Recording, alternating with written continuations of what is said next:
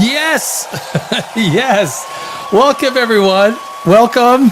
Oh, geez. Yeah. Yeah, baby. Oh, such a day. Such a day. Welcome to POPRAGEOUS. My name is Danny Alex. This is the Tuesday Night Big Show. And of course, we do movies, we do TV, we do pop culture, we do whatever. Well, you know what we do? We do whatever the hell we want.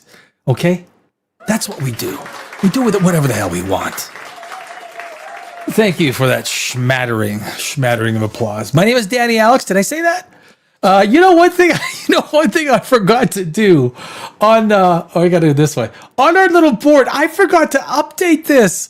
I had the file ready, but I didn't save it from Photoshop, and I'm like, oh my God. But I realized this as we're like seconds from going live. And geez, you know what? This is live TV, baby. Live TV. That's the way we do it. But we are, I'll tell you what, yeah.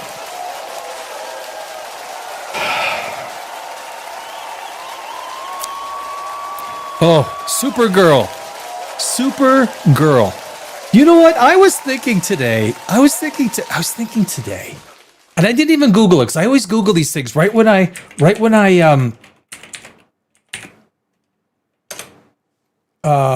I always Google it right when I think about it. Is it Supergirl? So there's Supergirl. And there isn't a Superwoman. There is a Superwoman. Superwoman is the name of several fictional characters in DC Comics. Most of them are like Supergirl, but there is a Superwoman. There's a there's a Superwoman. There's a Supergirl. Is there a super chick or a super babe? You know what? I'd like to see super babe. I'm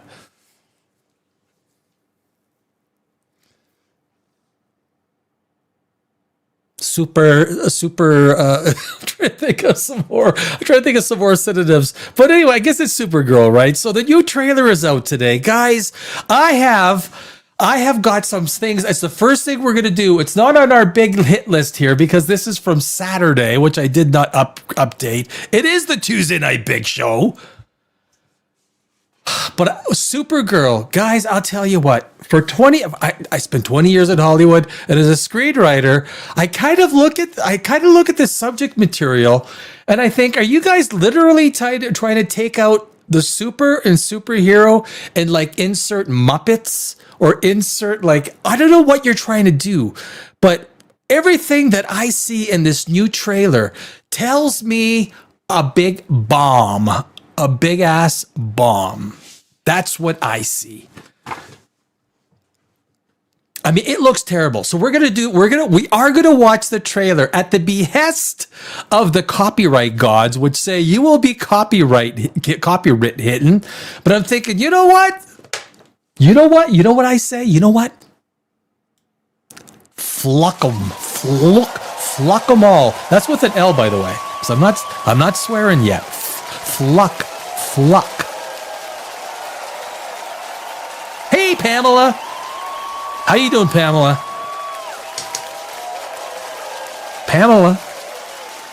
I've got one of these new cameras, by the way.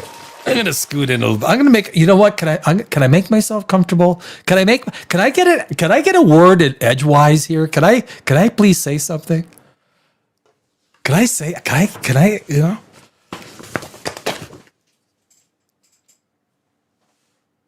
Oh, Supergirl. I'll take. You know what? I like Millie Alcock. I do.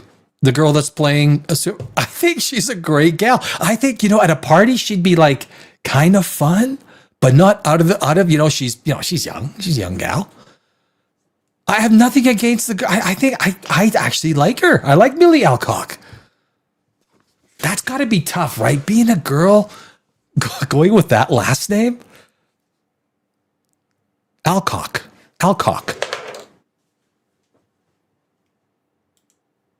You're what? I met my local VFW heading home to get you. I don't even know what a VFW is. I mean, all right, I'm down. You know, we're just starting here. Supergirl. Oh, Supergirl, guys, the new Masters of the Universe trailer. Oh my God. Oh, guys, Jared Leto, the kiss of death. If there's anyone, I'm telling you guys right now, listen to me. I'm not telling you anything you don't freaking know. I'm not here to be a nice guy. I'm not here to be a bad guy, I don't think either, am I? Maybe I am. I don't know. You know, guys, after you spent 20 years in Los Angeles as a screenwriter, you kind of become an a-hole. It's like you do. You kind of become a little, look, the industry, I know a lot about the industry, and it's forget about it. It's shit. And 2026 is the year of the bomb, baby. It's the year of the bomb. I don't know where they get these screenwriters from. I do not know where they get these freaking screenwriters from. Someone help me. Someone.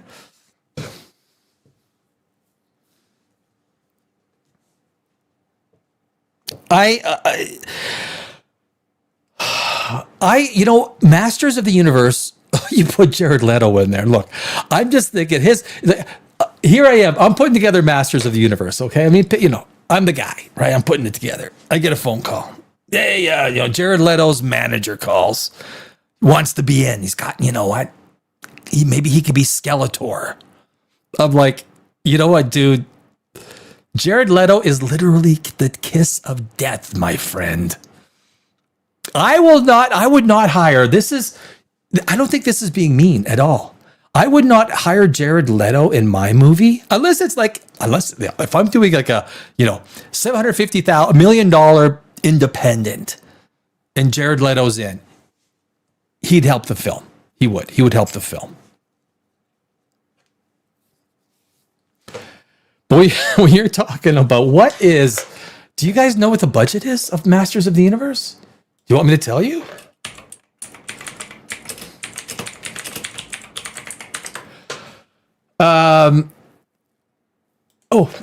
I didn't put in budget. Masters of the Universe. 200 million, baby. And that's what I figured. 200 million. And you know what? Don't laugh, applaud 200 million. I think it's more because they always undershoot this stuff.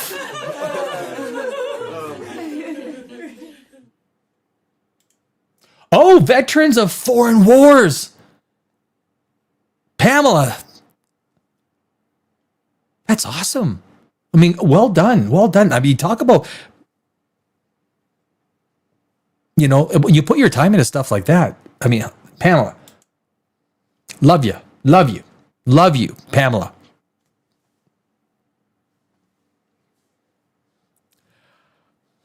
I was never in the military. I'm not a military guy.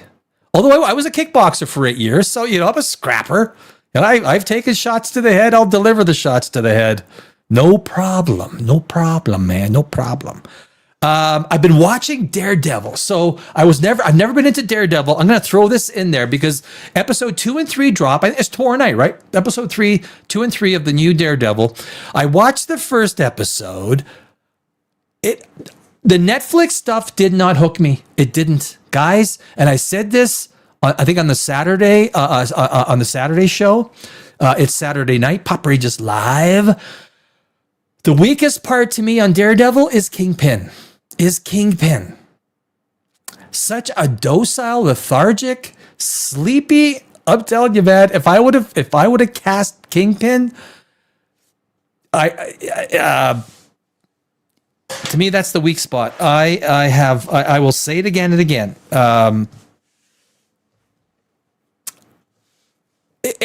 Call it adequate. It's like 60% there.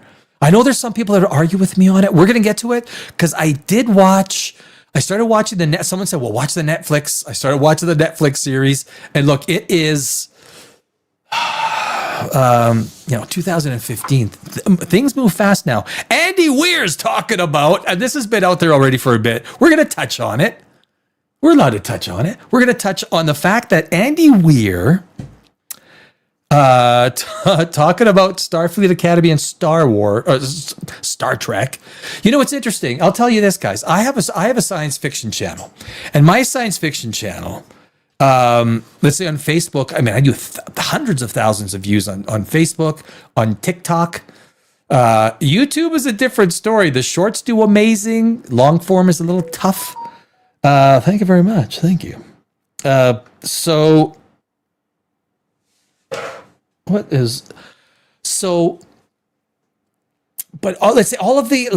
I release on Facebook. When I release a Star Trek video on Facebook, I get views like no one's business. And I focus on the good stuff, right? But I get into this. I get into the science of Star Trek is what I do, because I'm a science nerd. I mean, ever since I'm a math guy, physics guy, astronomy, astrophysics, all that stuff to me since I was 4 years old has been like, that's been like my witch's pot of brew that I stir. And I do a star more than any other Battlestar. So first one that gets the most views all the time. And I'll use Facebook because there I get hundreds of thousands of views, is Star Trek. I put a Star Trek video about almost anything. I will be guaranteed, Star Trek, guaranteed to get thousands of views. Number 2 has got to be Battlestar Galactica. Number 3, Star Wars. And then you got some other ones like the Orville gets up pretty good. Andromeda. Farscape, but there's a few other ones that get, but Star Trek, beyond anything, Star Trek has got such dedicated fans, and it's almost unanimous. And it's not to say that Starfleet Academy doesn't have its fans. I'm sure there's some people that like it. Look, there's some people that like celery. There's some people that will tell you, no, I think I like the taste of celery. Broccoli? Actually, I do like broccoli. I do like broccoli with when it's like been steamed or on the barbecue for like 5 minutes and you put a little bit of garlic butter on. I do like it. I do. I love Brussels sprouts. But anyway, what I'm trying to say is there are people that like Starfleet Academy. Obviously, there's going to be a few. But when you take a look at the number of reviews it had, it's absolutely pathetic. A 10 1-hour episode TV show on Paramount, Star Trek, that has only, I think, 29,000 reviews. 29,000 reviews. That says a lot. That says a lot about the decline of Star Trek. But the fans are still there. And I make that point because my Star Trek videos, when I talk about the deep science of Star Trek, there are hundreds of thousands of fans for Star Trek. Star Trek is there, so I know it from my science channel. And I get it because I am a huge Star Trek fan. Always was, since the early 70s. Well, mid 70s, since I can remember actually watching Star Trek. But anyway, Andy Weir, to that point, Andy Weir said some things. He then made an apology. And I say this because I'm also a screenwriter. He is a writer. And there is, and I will tell you guys, there is something in the unwritten rule that you don't go out there and lambaste each other. And that's why when you take a look at not just writers, it's directors, it's actors, you never see them criticizing each other. It's kind of like, you know what, if it's bad, you kind of step back and you don't give an opinion. Now, I moved away from Los Angeles about 9 months ago. 8 months ago? 9 months ago? And as a screenwriter, I never sold one of my screenplays. I've won hundreds of awards around the world. Never wanted to get that 3.1 rating on a IMDb because some, little, production company took it and turned it into a low budget. It's just not worth it. It's not. But now being out of Hollywood and not being there and the transformation that's going on in the entire movie business and the entire, well, call it the storytelling business. Yeah, I mean, it doesn't take it's not a secret, or it's not to say that Hollywood has basically slit its own throat in the last few years. And you can go back, it goes back. I mean, you kind of time it with COVID, right? You time it with COVID. But the wheels of those that changed probably started 2015, 2016. You could probably even pinpoint it if you want to take a big event that you could sort of point to.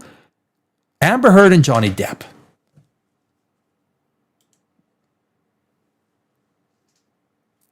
That's probably one of the first triggers, the first thing that you could look to in Hollywood and say, the whole the Me Too movement was a disaster. It was for a disaster for humanity, for the human race. And that manifested itself, and we saw it in the Amber Heard, Johnny Depp trial. And, God bless Johnny Depp for, going all the way with it. And then everything, what you're telling me that there's 51% of the population that are never wrong. Anything they say, believe women, just believe them. Some of my best friends, some of my best friends are girls.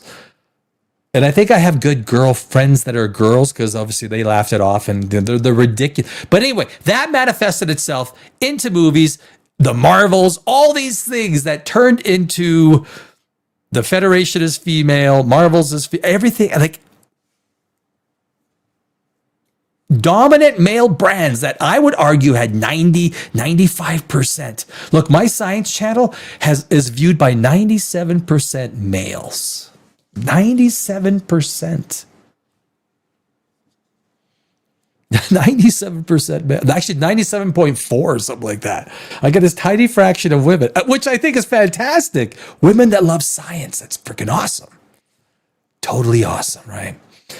But when you take a look at Star Trek, Star Wars, even Marvel, and I've said this, I always say this, look, the women that go to Comic-Con and all the cons, they kick ass. Like they are. Girls know how to do a Comic-Con. They know how to do cosplay. They know how to take that whole idiom and make it like one up the guys. That's why you got to have women as part of science and science fiction. You got to. The bigger percentage, the better. As long as they're not, you got to come in there for the love of science fiction. Science fiction. That's what Star Trek is. That's what Star Wars is. It is these great stories told in the environment of science fiction. And the science fiction themes need to match the tone and the world building that these stories happen in. And this is where Starfleet Academy goes wrong. And I think this is where Andy Weir was going to. And I get why he apologized. I get it. We're going to get to it. We're going to do it. We're going to talk Daredevil. We're going to talk Masters of the Universe, Supergirl. We're going to even go. I got a little Halle Berry thing I want to get into with Doomsday. She's looking amazing. Guys, Halle Berry looks amazing.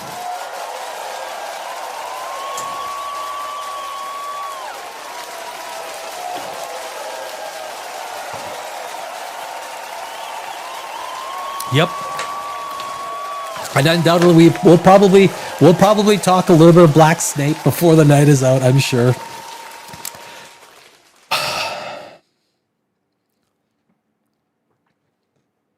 I mean, I'll say I have no problem saying a few words right now.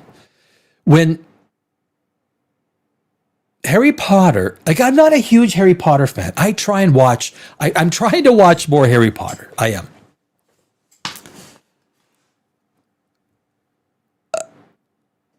But I've never gotten into it. I've tried to watch the first movie. Now, when I watch the trailer, when I watch the new HBO trailer, to me, it looks exactly like the movie, right? Exactly.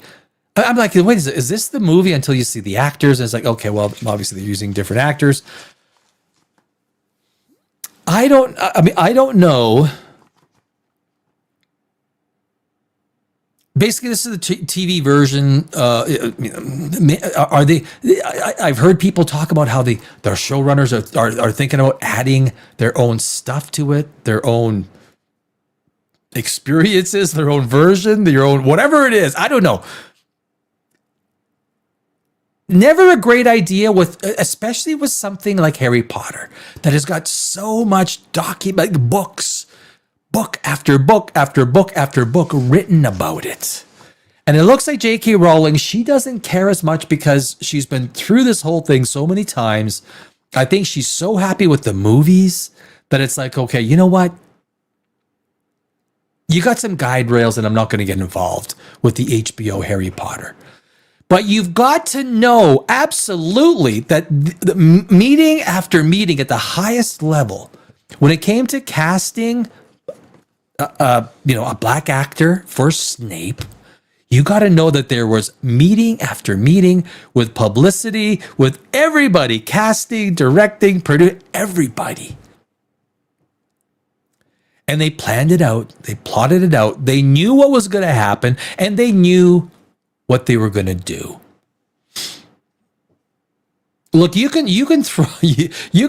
say anything almost on the internet, and you can get a death threat. Right, it doesn't take much. If you're getting, I don't want to minimize all this stuff, but I just think. But I guess the point is, HBO knew, or the showrunners knew, the casting, whoever the final decision was, knew what was going to happen and knew what has happened in the past.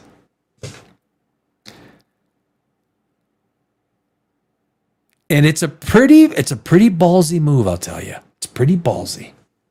It's pretty gutsy. But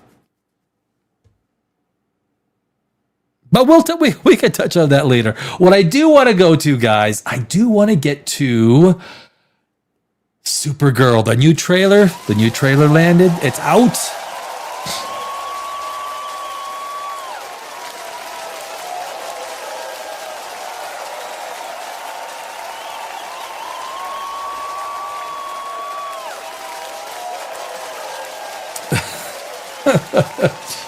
There she is. There she is. That little girl. Well, that's not even the beginning there. So, I don't know what kind of setup this needs, but this is basically the second movie in the Gunverse, in the DC Gunverse. I have made my thoughts on Superman 2025 well known. I think it was a terrible movie, especially from a screenwriting from a storytelling perspective. It was terrible. It really was. It was terrible. Superman 2025. But this is the new trailer for Supergirl, and I think this thing convinces me of nothing good about this movie. Hey, I was just touching base to see when you think you might be coming back. You know, I'm just worried that you're not going to find your stride here if you keep going off-world all the time, Kara. I'm worried you're not going to find your people. Yeah, well, that's the thing, Clark. I have no people. So they're making a lot, so you can tell right from the beginning, they're making a lot. The dog is front and center. The talking is happening, and the first time I watched this, I'm like, are they gonna make this about the dog? Because you don't put the dog front and center unless the dog is going to be front and center. They're not even talking about the dog, but when you make the edits, right, you start putting the dog, cute little white doggy. Look, I'm a huge dog fan. Love dogs. But I'm like, okay, is this where we're going?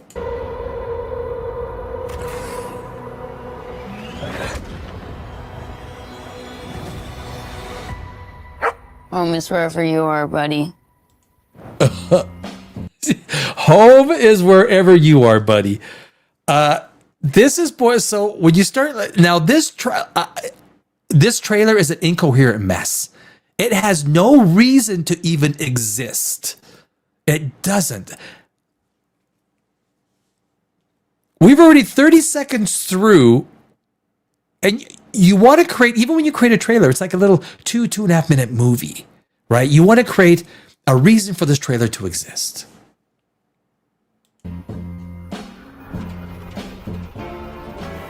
As I walk this land of road. Crypto and I, at least. Every scene, everything about this trailer is with the dog.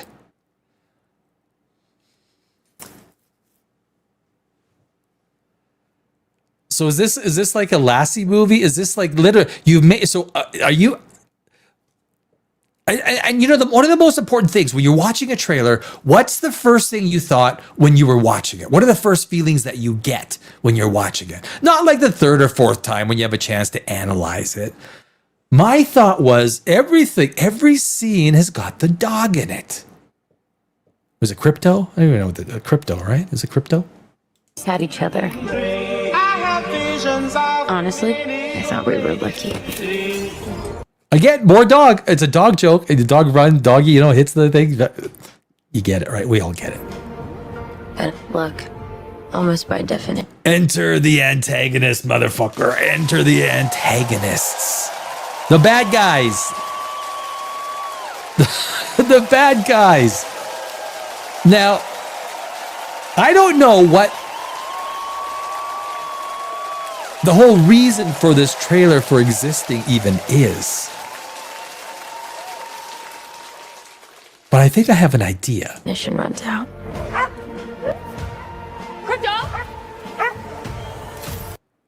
Basically, there's not been one scene. We are a minute into it. There's not one scene without the dog. This is going to be a Supergirl movie about a teenager and her dog. What can I do? The Brickens carry the antidote on that person. He has Okay. 3 days. You cannot give up on me. Oh my God. Oh, are you telling?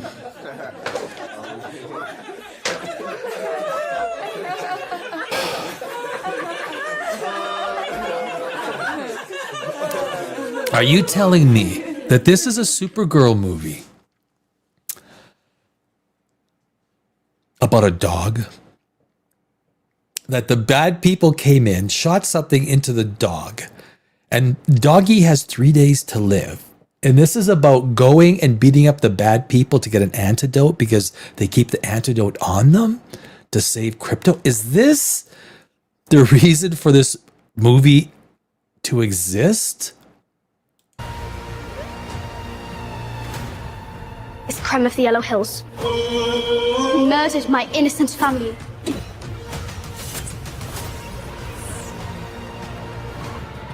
Just do what I say.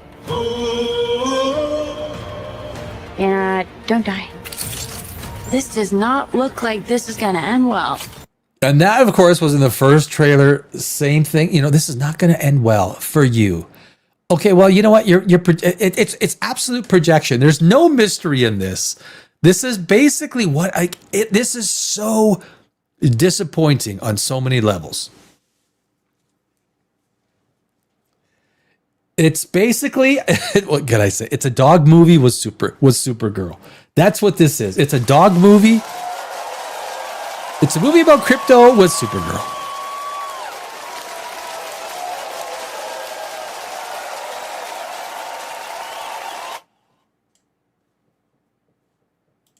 For you guys. all that's felt is that stop. This look. You're hurting my. There, there we go. You know what? I was expecting, and I was expecting so much more from Jason Momoa in this. I thought he was going to be a badass. And basically, it's almost like it's got a little bit. You got to take a Waititi in this movie. Sort of the way these characters, everything is a joke. Every line is a joke, or it feels like, or at least with Momoa. You're hurting my head. Now what becomes of the broken hearted? Who had love has now departed? Revenge. It won't take your pain away.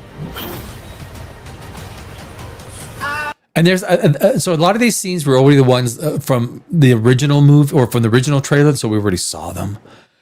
I don't know what's anything really new in here, except for the fact that is this story about, if I'm getting this right, this story is about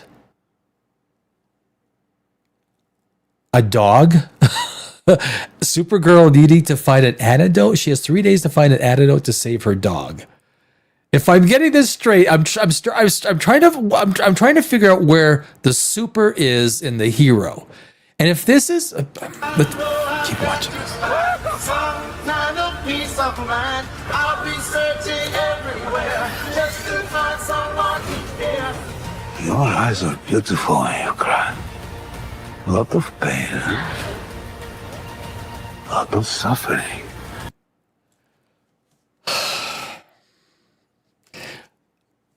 You know, I think that the decline, this James Gunn, holy cow, guys, Superman 2025, which I thought was a terrible movie, looks amazing compared to whatever we're seeing on the screen with this trailer. This trailer, the Supergirl trailer, I mean, I'll put it as bluntly, this looks really bad. This looks like Bombsville. This looks like the Marvels in terms of box office. 150 million to 200 million tops. Like this is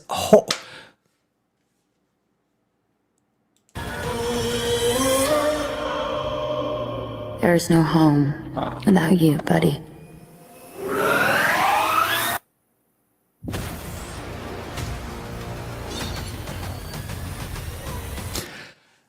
the first thing I noticed. So there's Supergirl. It's the exact what you're using the same Superman, exact same shot, right? When Superman goes and he protects the little girl. Now Supergirl comes and protects her little friend from a flying motorcycle, I guess.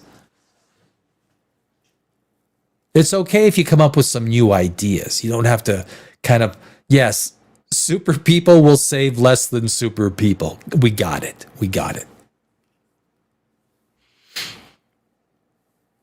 But it's a replay. It's a replay of Superman. We don't even know. Have you seen anything in this trailer that tells you or makes you go, wow, I really need this movie looks amazing. There's nothing. There's nothing but repurposed, boring, indiscriminate, no direction. What is this movie supposed to be about? We had no idea. I think she's saving a dog. Aren't you the ditz from that dive bar? Funny. That's what I've been calling you. Touche. Oh my God.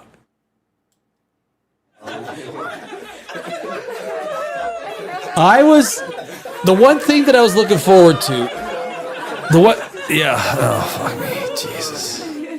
The one thing that I was looking forward to was Jason Momoa. And the one thing I'm really not looking forward to anymore is Jason Momoa. Everything that I thought I might like in this movie has been wiped out by this trailer. This trailer almost unequivocally proves or suggests not even suggest. It outright tells you. You know what? This movie might have a hard time breaking 200 million, 250 million. If it does Marvel's number, this looks like it's going to do Marvel's numbers. Wow. Wow. There you go. That is the that is the Supergirl trailer.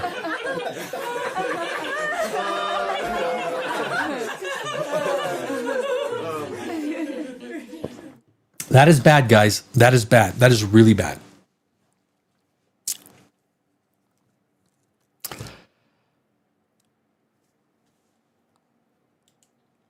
So basically, from what I get from that trailer, the entire Supergirl movie is going to be about Supergirl. The baddies come. So the baddies come, whatever they come for. Not sure what the motivation is. No motivations. So we don't know any of the motivations. We don't know much. So a story has, right? It's got a protagonist and antagonist and a reason for them to clash. And hopefully you've got a pretty compelling reason. High stakes, high tension. Are you telling me, from what I'm getting, are you telling me that the best idea you guys had was to have the baddies come in, poison Crypto? He's got 3 days to live, and the antidote is kept on the person of the baddie guy. So are you telling me this is the whole reason for this movie existing?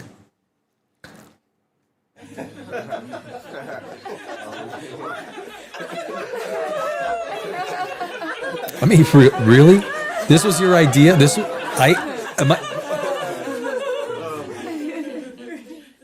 trailer is so bad.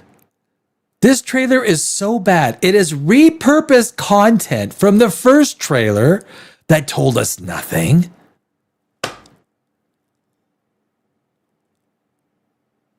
And new scenes that basically the first half of the trailer, you kind of think, okay, well, there's a lot of doggy running around. There's a lot of doggy having fun, making him look cute. And of course, the line is, you see the little dart or whatever gets in he has 3 days to live. And they keep the antidote on their person. How would she know? What if they put the antidote down on their bathroom counter and forgot to take it? Well, no, they always keep it on them. Okay, well, yeah, maybe it's a big thing with them, right? They shoot their darts at the poison. I don't know. But if this is literally, guys, if this is what Supergirl is going to be about, Supergirl saving a dog, we have effectively taken the super out of the superhero, and maybe that's for the best. Oh, this is going to be, Supergirl is going to be bad, guys. It's going to be bad. That was, yep. One of the worst trailers ever seen, Supergirl.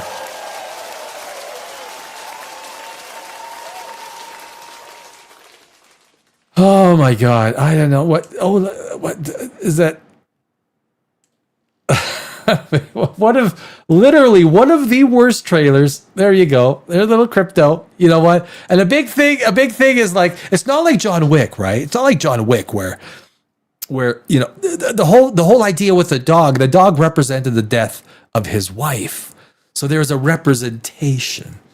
So are you telling me now Supergirl, the entire superhero story of Supergirl is about her saving her dog? I think that's what's going on here. I literally think that's what's going on. This guys, I am telling you, with this trailer, Snyder is one step further to coming back to the Snyderverse. He really is. This is absolute. I've said it once. I'll say it one more time. This is one of the worst trailers I have ever seen for a superhero movie. As a screenwriter, if you would have asked me, if James Gunn would have called me, Danny, can you write me a movie concept for Supergirl? Yeah. We want lots of super, right? We want lots of, what I would have done. You want to know what I would have done for Supergirl? I mean, that's a pretty cute shot of a doggy. But you know what? Cute little doggy noses, the little wet, cold noses.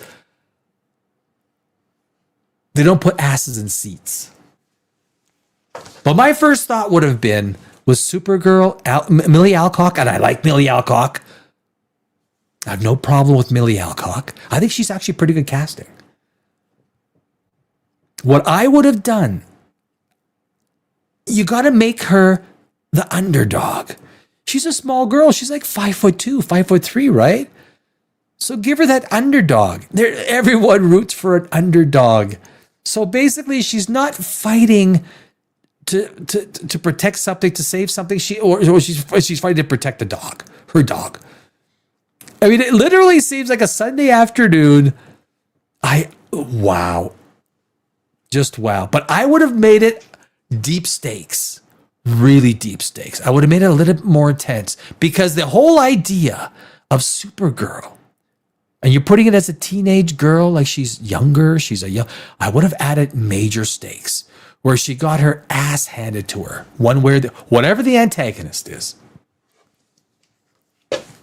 or whoever the antagonist is, and made her come back from the depths of despair that were so deep that people were literally standing or cheering at the end of the movie, where her pain and torment is drinking too much in the weekends, right? That's her pain and torment.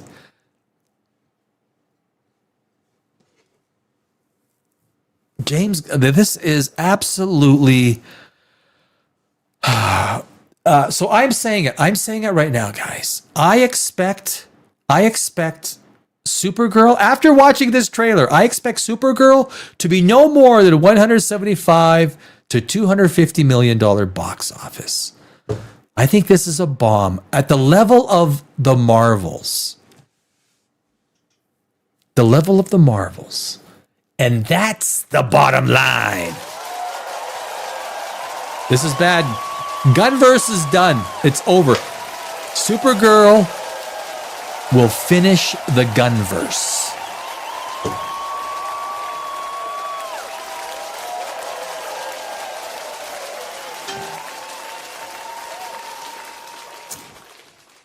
Terrible. One of the worst trailers. Guys, now, you think this was a bad trailer? Have you seen the new Masters of the Universe trailer? Since we're doing trailers, sit down, grab a drink, hang out.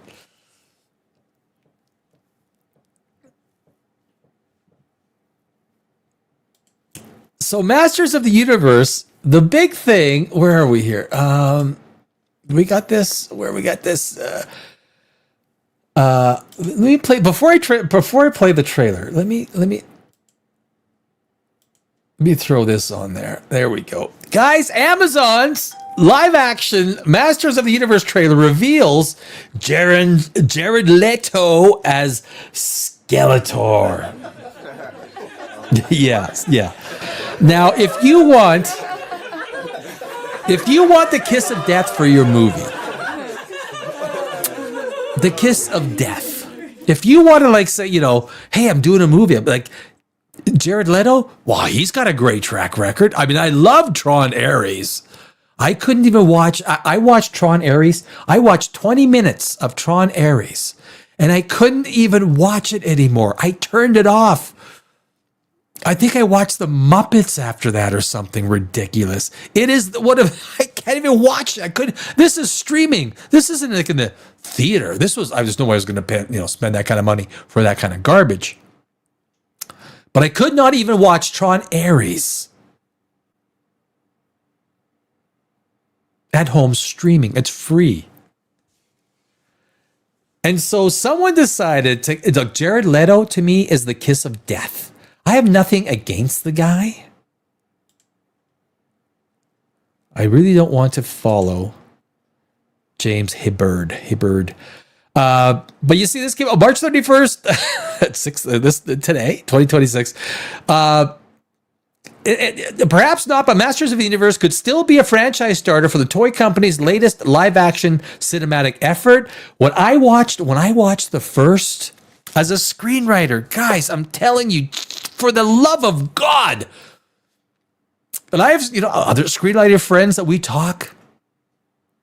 I have won hundreds of awards around the world in film festivals, from Greece to Switzerland to Germany to Singapore to Los Angeles.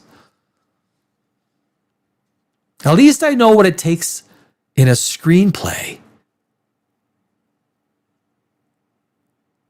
to be successful. That doesn't mean the director is going to take the screenplay and do a great job creating visuals for it.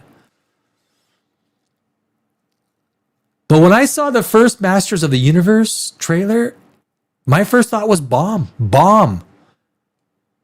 Now, after the second one, we're going to play it here. We're going to play it in the next couple of minutes.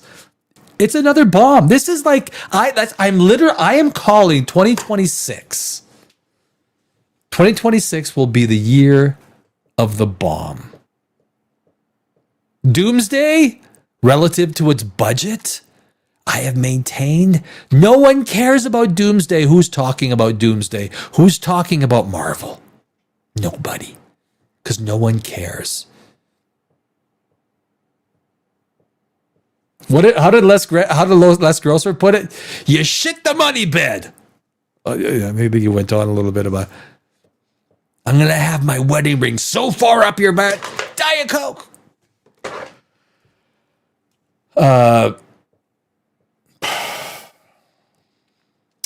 Blow is the first trailer for the Amazon, MGM, and Mattel Studios film, which brings the iconic 1980s toy line and animated series to life. The official description: after being separated for 15 years, the Sword of Power leads Prince Adam, Nicholas Galitzine,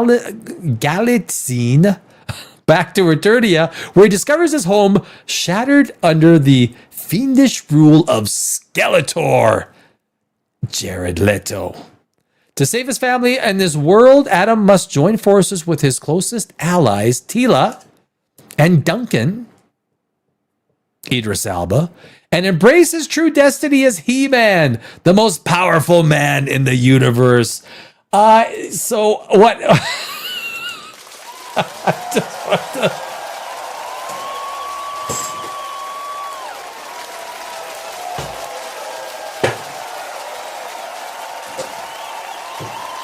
This is, I'm telling you, first things first. I know many people will say this 1980s concept of a movie and franchise is not going to work today. It's not. And I will eat crow if this movie comes out and it's like a $750 million.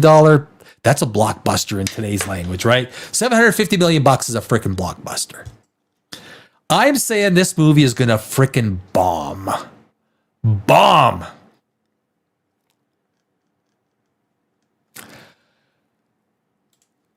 But if we get to Jared Leto, I mean, he's not playing. I think he's just doing the voice. I don't know. I mean, that's, here's some of the, got a few. That actually looks pretty good. Oh, geez, there we go. There's Troy. We don't need that. Yeah. Jared Leto. He won an Oscar? What the hell? One Oscar win? I'm not, we'll get to that later. What was it for? Okay. So basically, Tron Ares, 6.2. I mean, that's generous. I'm telling you, man, Jared Leto is the kiss of death. Until he has a blockbuster and he can parlay his name. Ben Affleck had that problem too. Like for a big part of his 20s, mid 30s, he had a couple of winners in there, but he was basically a rom-com actor trying to, he's trying to make it. Now Ben Affleck, it's almost like they get to the late 30s, 40, and they, finally they become men, and But Haunted Mansion. Do you guys remember Haunted Mansion? I mean, that was just I got past the 20-minute mark on Haunted Mansion at least. Morbius, we all have seen Morbius or have heard of Morbius. Zack Snyder's Justice League, though, the Joker. I don't know how he gets these roles. I have nothing against the guy, though. I really don't. Absolutely nothing against the guy. But here's the trailer. So, guys, this is the new Masters of the Universe. It was released 11 hours ago. And I should say also, Superman, the official Superman from DC and Warner Brothers. It was released about 8 hours ago. It has less than 5 million views. Amazingly, well, this is about 11 hours ago. It's got 5.8 million views. Masters of the Universe has about 1 million views more. This tells me that both of these movies, no one gives a damn. These are both stinkers. These will both bomb, but I will let you watch. I'll cut in just to try and cut the copyright. Here we go. Masters of the Universe.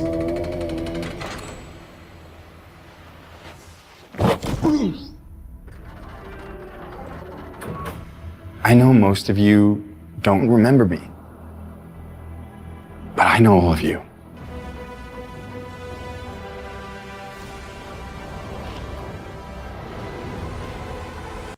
So we're at the 25-second mark, and that's all they've said. I don't know who's putting these trailers together anymore.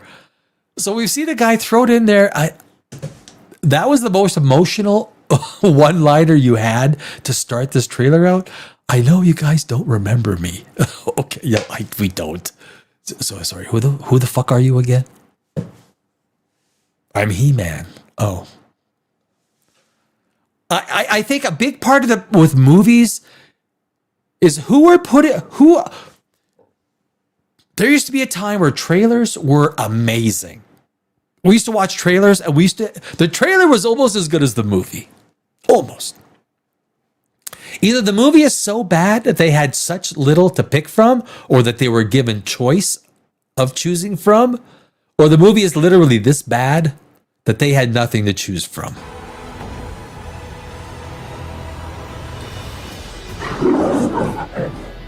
Even though I was stuck light years away on Earth, I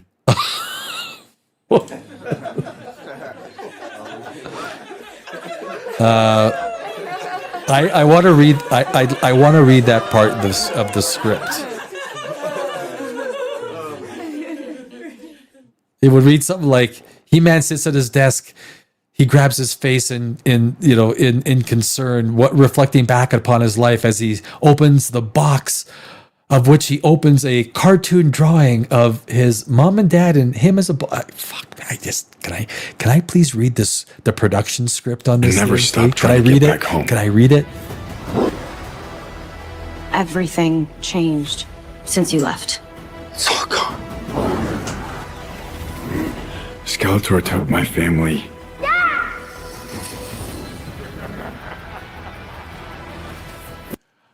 We're 1 minute in, and what are we watching? What? This is like a high school student put this thing together. This is literally one of the worst trailers. We just watched a really bad trailer in Supergirl. I mean, that was trailer park crap. The Trailer Park Boys could have done a better trailer for Supergirl. This, I think, is even one notch lower. And he destroyed our world.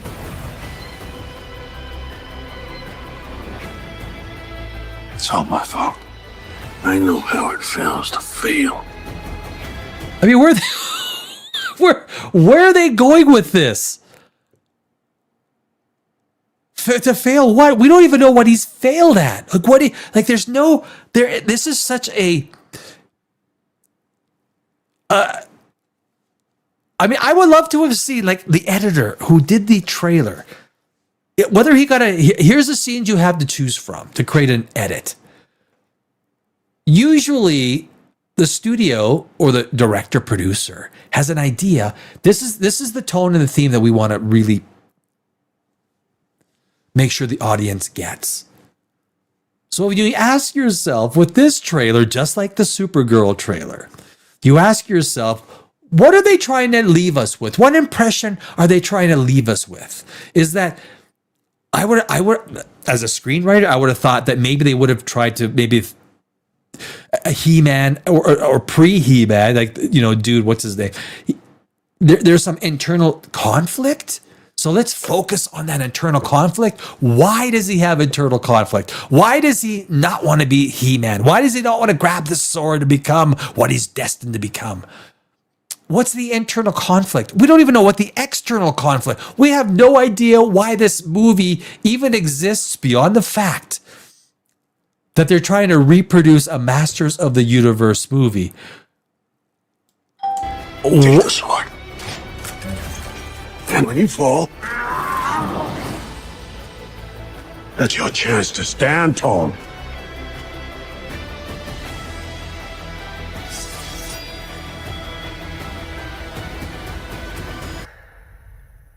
Here it comes. Here it comes. Just say it. Say it.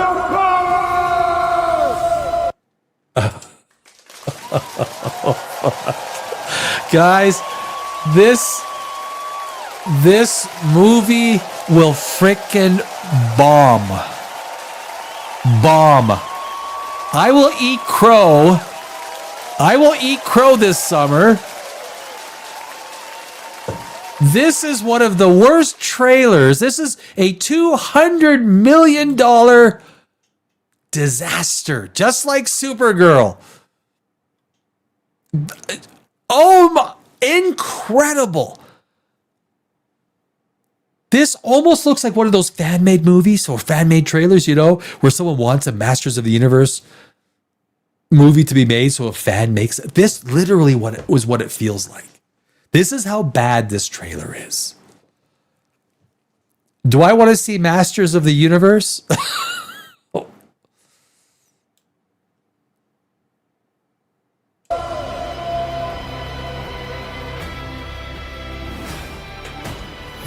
The universe shall quake in my shadow. This is my home. I'm gonna fight for it. Really? Is that your motivation? This is my home, so I'm going to fight for it. Regardless of the fact that we know that Skeletor is the antagonist and we know the protagonist is He-Man, we know that. What is, like, why don't you give us a little morsel of what Skeletor is after? What is he doing? Like, what is the main fight? This is so generic. This is so non-directional. This is just a clusterfuck of nothing. Just like Supergirl. Just like Supergirl in the trailer we just watched. But I can't do it without you. Somebody wants to brawl. I need every man, woman, or whatever that is. That a little bit of Taika Waititi in there, right? A little Taika Waititi. I think there could be a little Taika Waititi, Thor, Love and Thunder in this thing too, right?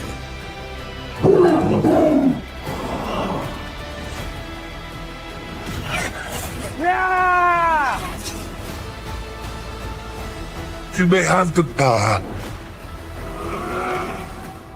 but you're too scared to use it. Trust. It's too scared to use it. I you know, some of the visuals don't look too bad. Visuals will never put ass in seats, ever. I know how to use it.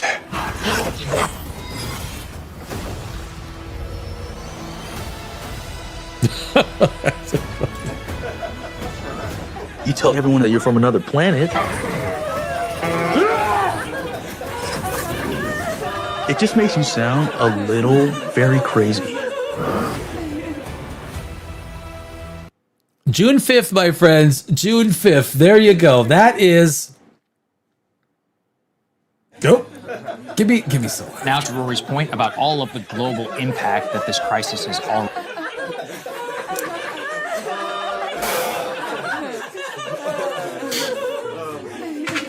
That is, guys, that is Masters of the Universe. That is the new trailer. Jared Leto as Skeletor. And I am telling you, this thing is going to bomb. And look, and if I'm wrong, it's a $200 million budget.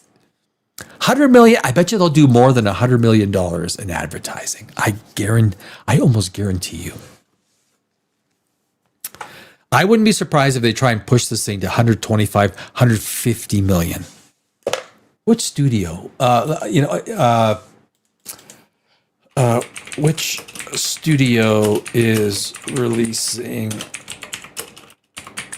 Masters of the Universe? All right, Amazon MGM. I knew that. I knew that. Amazon and look, Amazon makes so much money. They're a $2.3 trillion market cap company. I don't see how this helps them out. This movie, like, look, you don't put like F1, right? Brad Pitt F1. Apple put a lot of money into it. It lost cinematically. It lost money. Maybe it broke even barely, but I think overall it lost a little bit of money. They don't care because they put that into their Apple TV offering. They got an amazing, actually Brad Pitt's best movie, right? That's his highest box office movie, F1. And that's okay. If you want to lose money on a movie like that, that's okay. But if you're going to lose money on something like Masters of the Universe, like this is garbage. Just like Supergirl. Guys, Supergirl, bomb. That's going to be the Marvels of 2026. The Gunverse is over. I am officially calling the Gunverse over with this trailer. It's done. Finito. It's in the story, my friend. We no need to talk about it. No talk about it.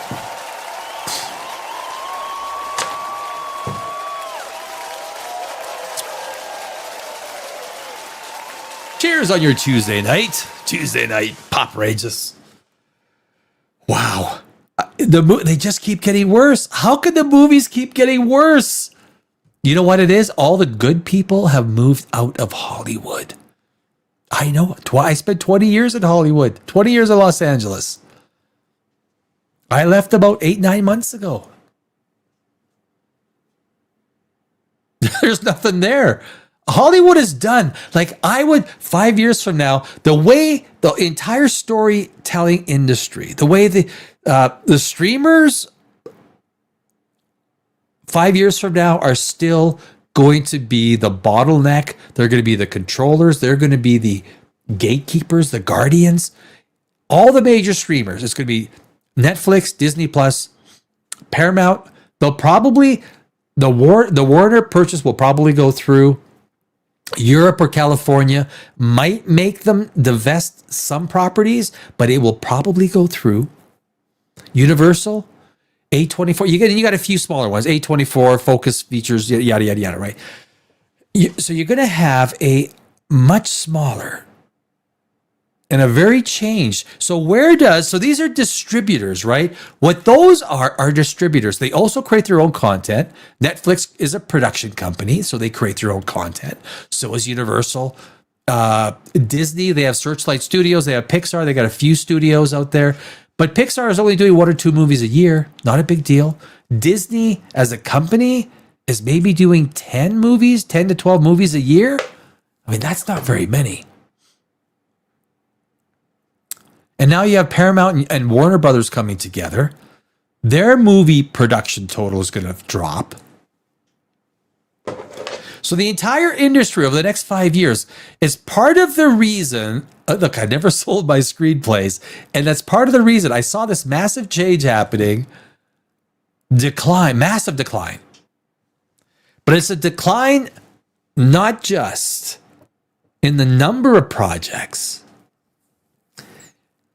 Even in the projects that are left, it's a decline in the quality of the project. We just watched 2 trailers.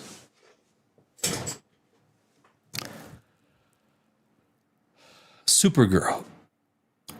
What was the budget of Supergirl? Let me put. I think someone told me $100 million.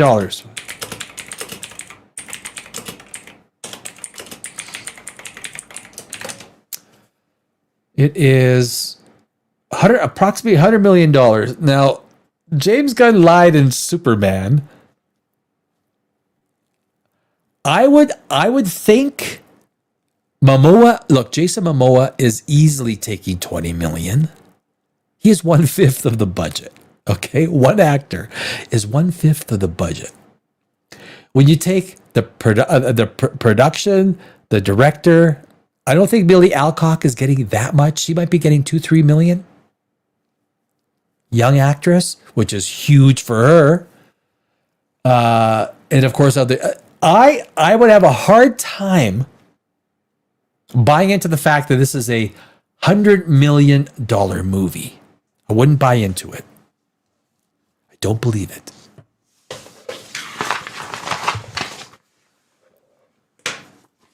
But it's the state of the movie business. It's the state of television. It's the state of broadly. It's the state of storytelling. Hollywood, which was for decades the bastion of the best storytelling in the world, American culture. Think about this. American culture was exported to the rest of the world through Hollywood. I was even thinking about this the other day. Think about this. Now, Hollywood was such a massive, for decades, was such a massive cultural export. We're like hamburger, the food that comes from North America, hamburgers, hot dogs, the Texas barbecue, all of these things.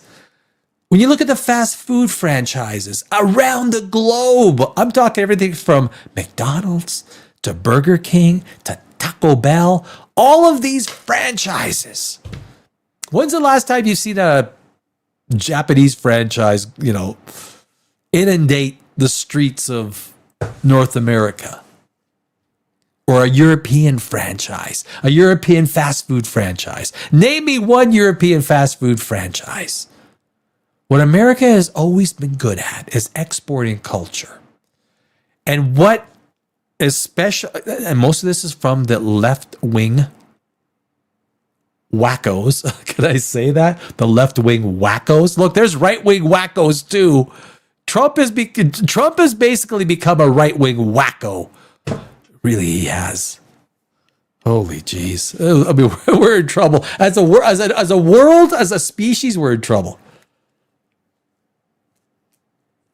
But the whole idea that you can take the best storytelling in the world and just infuse it with absolute... Do you think... How many people do you think want to watch a movie if you're not gay?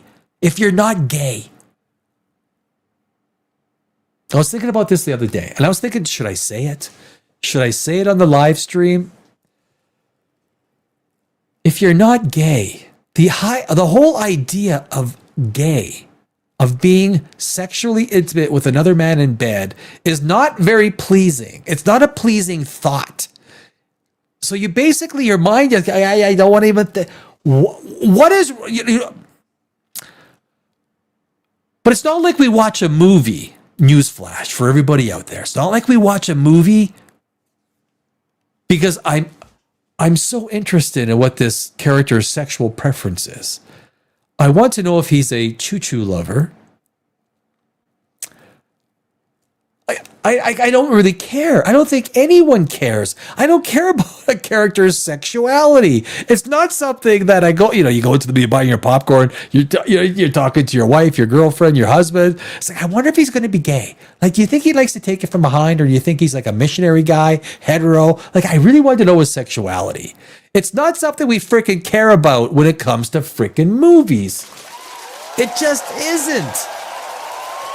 So the point is, don't put it in the frickin' movie.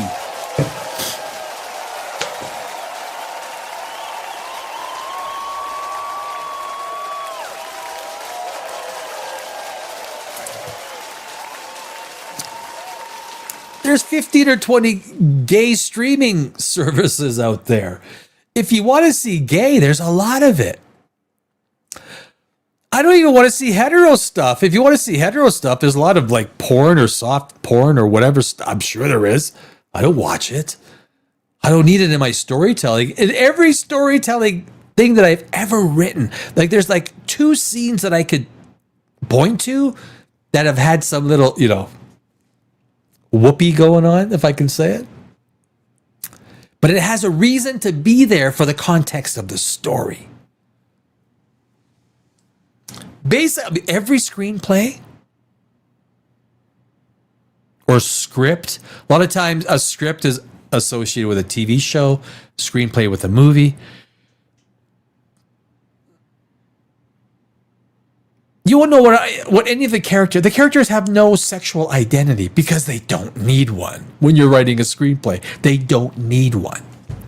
But those politically backed gay groups in Hollywood, they want representation. They want you to specifically say, this is the way this person likes to take it in bed. This is the way this person prefers their sexual intimacy in bed. Like it even freaking matters. Right? You think it matters? Do you think I care?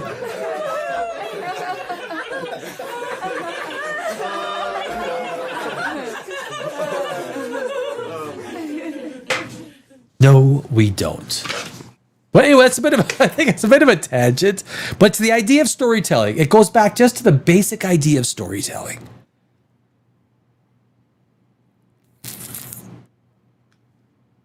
Let's move on. Andy Weir. So of course he is known. Where are we here? We can get rid of that. Yeah. Let's do a little bit of housekeeping here. Yeah. Okay.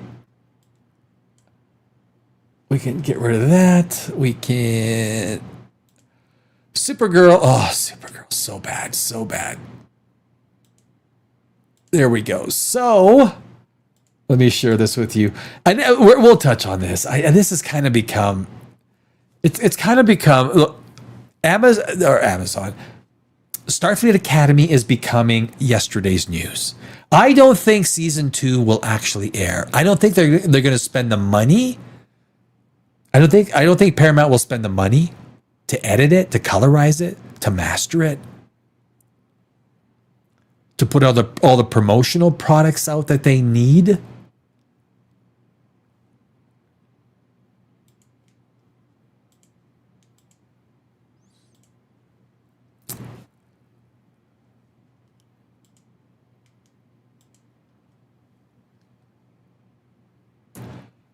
So let me see if I gotta fix this up just a little bit.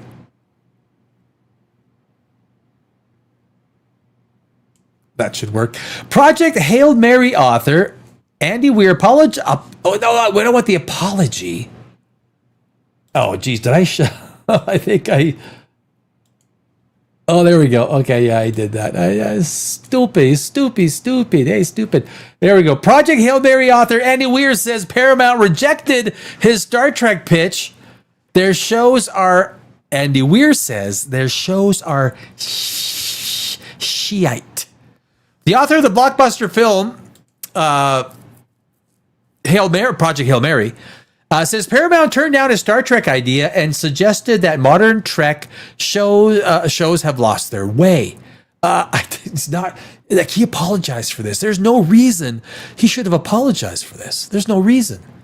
The author of Project Hail Mary is firing a photon torpedo at Paramount's Star Trek efforts.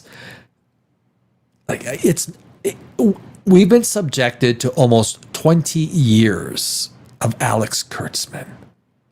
20 years of an utter obliteration of a franchise. Best-selling writer Andy Weir criticized modern Trek shows while on the Critical Drinker podcast last week, and even revealed he pitched a Trek show that was shot down by Paramount, which is interesting because here's a guy who has a lot of writing cred. The dude's got a lot of writing cred. And I'll tell you why it was turned down. But yet, Alex Kurtzman approves and greenlights Starfleet Academy. I'll tell you why in a sec. Best-selling, oh, do I hate the Hollywood Reporter? The topic began with the podcast host, Will Jordan, saying how refreshing the box office hit Project Hail Mary has been. And it is. It is refreshing. It's refreshing that an amazing story, a good story, and it's doing really well in the box office. I mean, it had, this last week's numbers had such a minor decline in week-over-week box office. This is a movie that's going to have a lot of staying power, and it will actually be cinematically profitable. It's over $300 million right now, especially for audiences who grew up on Star Trek and now suffer from a lack of such sci-fi efforts nowadays. We suffer from sci-fi efforts that are actually science-inspired efforts. We've basically people that are social activists are writing for Star Trek.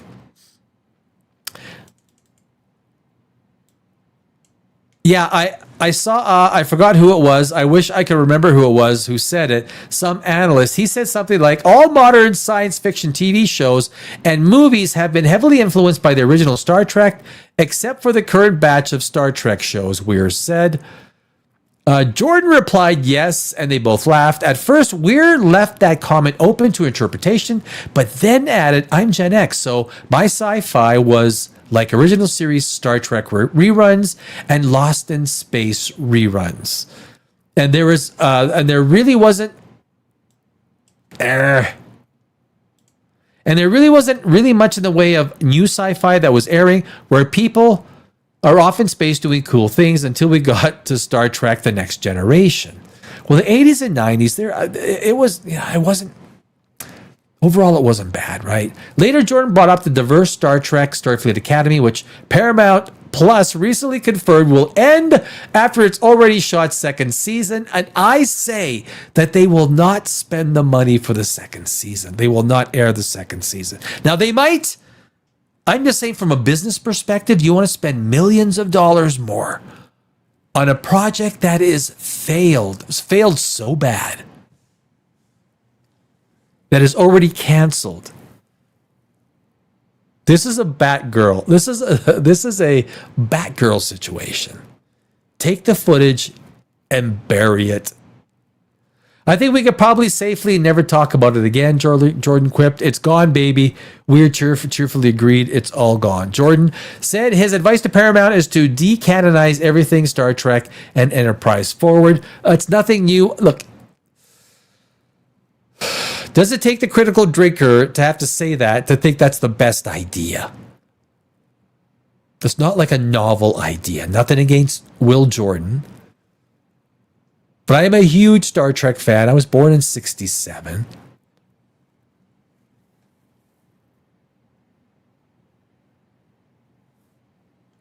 But anyway, so where the let's get down to the tweets. Are there the tweets on this one? Oh, the tweets aren't on this one. But then, so yeah, Don Winslow, I guess this is the important. Crime 101 author Don Winslow hit back at Weir on X, writing, congrats on the success of Project Hail Mary and The Martian, which was huge, right? I'm a real fan, but when you have your moment, don't use it to crap on other writers' work. For the record, Alex Kurtzman is a visionary writer, creator, producer, and you owe him an apology, writer to writer. As a screenwriter, I would completely disagree with that. And this is part of the problem with Hollywood, right? When you cannot criticize, when you cannot step in and say something, and I think this is what is important. And this is the point that I make about all this. This is what is important with everyone leaving Hollywood, decentralizing power from one place. Because when you have all this power in one place, to create stories in one place, to greenlight stories in one place, to produce stories in one place, you get centralized authority. You need the decentralization of all this. And that's what, like me moving out of Los Angeles and thousands of other people leaving Los Angeles. finally allows for a little bit of critical conversation with what's going on with storytelling, especially with movies and TV shows. Alex Kurtzman is a visionary writer. You'd have to be a little bit more specific, and I would happily sit down with Don Winslow as a writer myself. I would happily sit down with him and have that conversation. So a visionary writer is someone like Section 31. You approve that? I think he had a hand in writing it. Did he? I think. Really? There's also speculation surrounding Alex Kurtzman's future with the franchise. I think he's done. Like his contract is done in 2026. Why has David Ellison not done anything? He's done. He's done. If they fire him now, they're gonna have to pay him anyway. There's no more productions that he has any power over. Who has led the Paramount Star Trek TV revival? Oh wow! Only from the Hollywood Reporter. His deal with CBS Studios goes through to the end of 2026. There you go. Paramount Plus is currently in talks with Kurtzman and his secret hideout production company about renewing or extending his deal. If that happens, we are Star Trek is dead. It's over. It's done. Finished. But he did apologize. He probably shouldn't have. There's no reason to.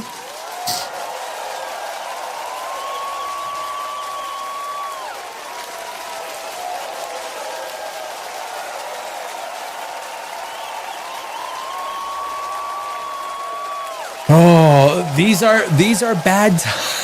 These are bad times. So Andy Weir. The unfortunate thing is he did apologize to Don Wilson.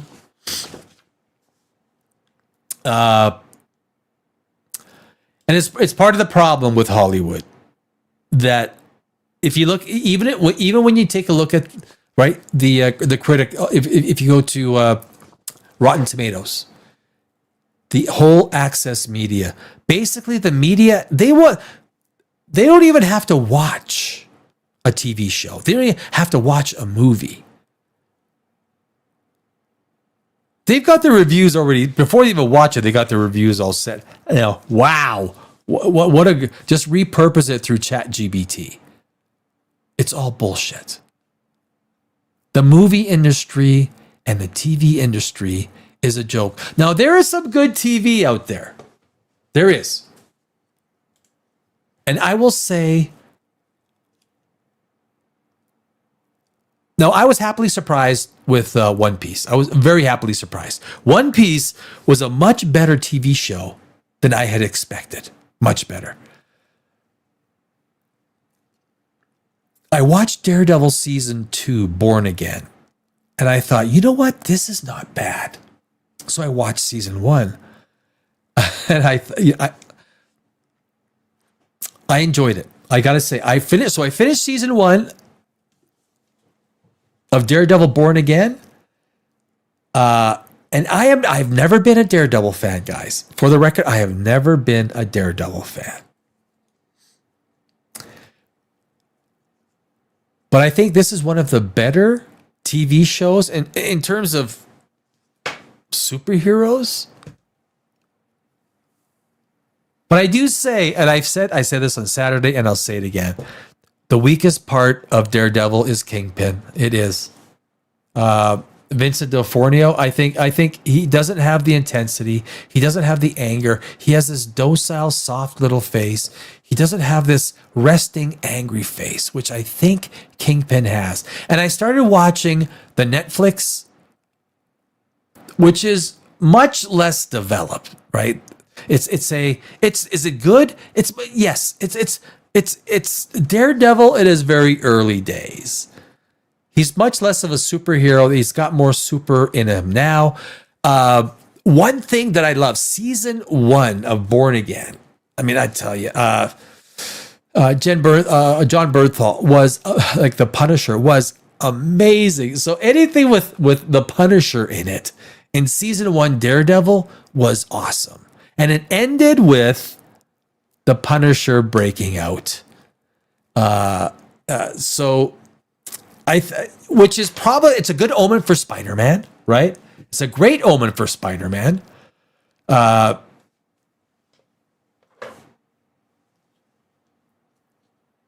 Charlie Cox is fabulous. I am looking, so tomorrow night, episodes 2 and episode 3, I think they're both shorter episodes. So they're airing 2 episodes of Daredevil tomorrow night. So on Thursday night Big Show, we're going to go over it. But I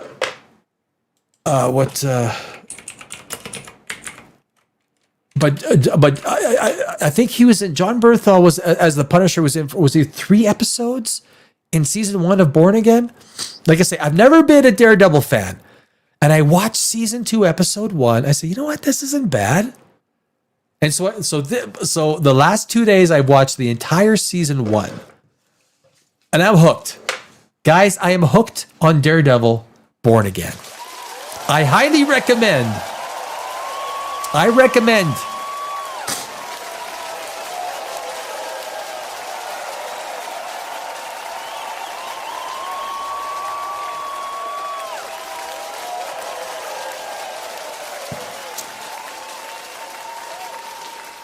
definitely recommend a little bit of Daredevil. Hey, Vivander, how you doing?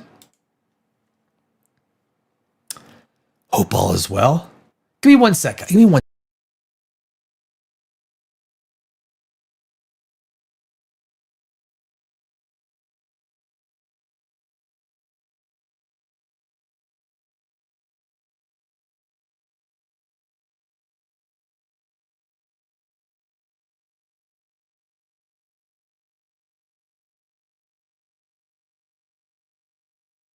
Thank you. Thank you very much. Thank you very much. Vivander, my friend, how are you doing? Good to see you. So, Vivander, good timing. Oh. So you missed. So we did Supergirl, the trailer. Terrible. We did Masters of the Universe trailer, terrible. And so, so we were talking on Saturday about, now we're talking Daredevil. So I watched season 1 of Daredevil, Born Again. Loved it. I did.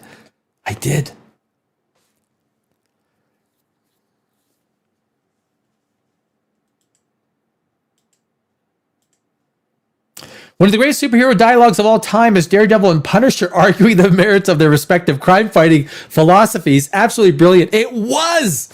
And I tell you, man, John Bernthal freaking stole it. Dude. John Bernthal as Punisher is enough. To make you go, okay, whoa, fuck. Oh, Jesus. Right? Charlie Cox, he's always been good as Daredevil. I still maintain, Vivander, guys, Kingpin, he creates such a soft, docile antagonist. And yeah, so I was watching the, when he kills the commissioner, right? There's these like little pockets of Kingpin being extremely angry, extremely mean, extremely, he tears someone's head apart. That's the script. That's the screenwriter doing it. That is not the actor. That is literally, those are scenes set up by the screenwriter. And I watched season 1 of Netflix. Very different, very not as intense. And I didn't like Kingpin anymore. He's the same thing. He's soft. He doesn't have that intensity. Growing up, whenever I saw Kingpin in the comics, when I saw him in the cartoons, he was this edgy, like, it's his face. He needs angry resting face. I never buy into the fact. Okay, so I watched Vivander. I watched season 1 of the original series. Season 1. Not as good, right? A little soft. But again, just like any season 1, you're trying to get your I get it. You're trying to find your footing. The characters and the actors, everyone's trying to settle in to who these characters are. season 1 is always an experimentation, whether it's Seinfeld, anything, any TV show, give them a break. It's like, right? So season 2, when you say, I got you. And I'm doing this on your recommendation. So my friend, I'm referring to season 2 of the original series. Dude, you got to check it out. And I am. So tomorrow, while I'm working on some of my other videos for the sci-fi stuff, I'm going to have, off to my right here, season 2 of the original Netflix series, which is actually on Disney Plus. Hey, Pamela. Pope 807. 807. Pamela, I think you're adorable. I think Pamela, you might be adorable.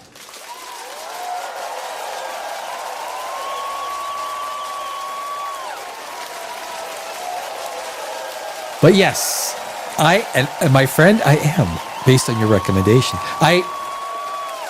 Your comments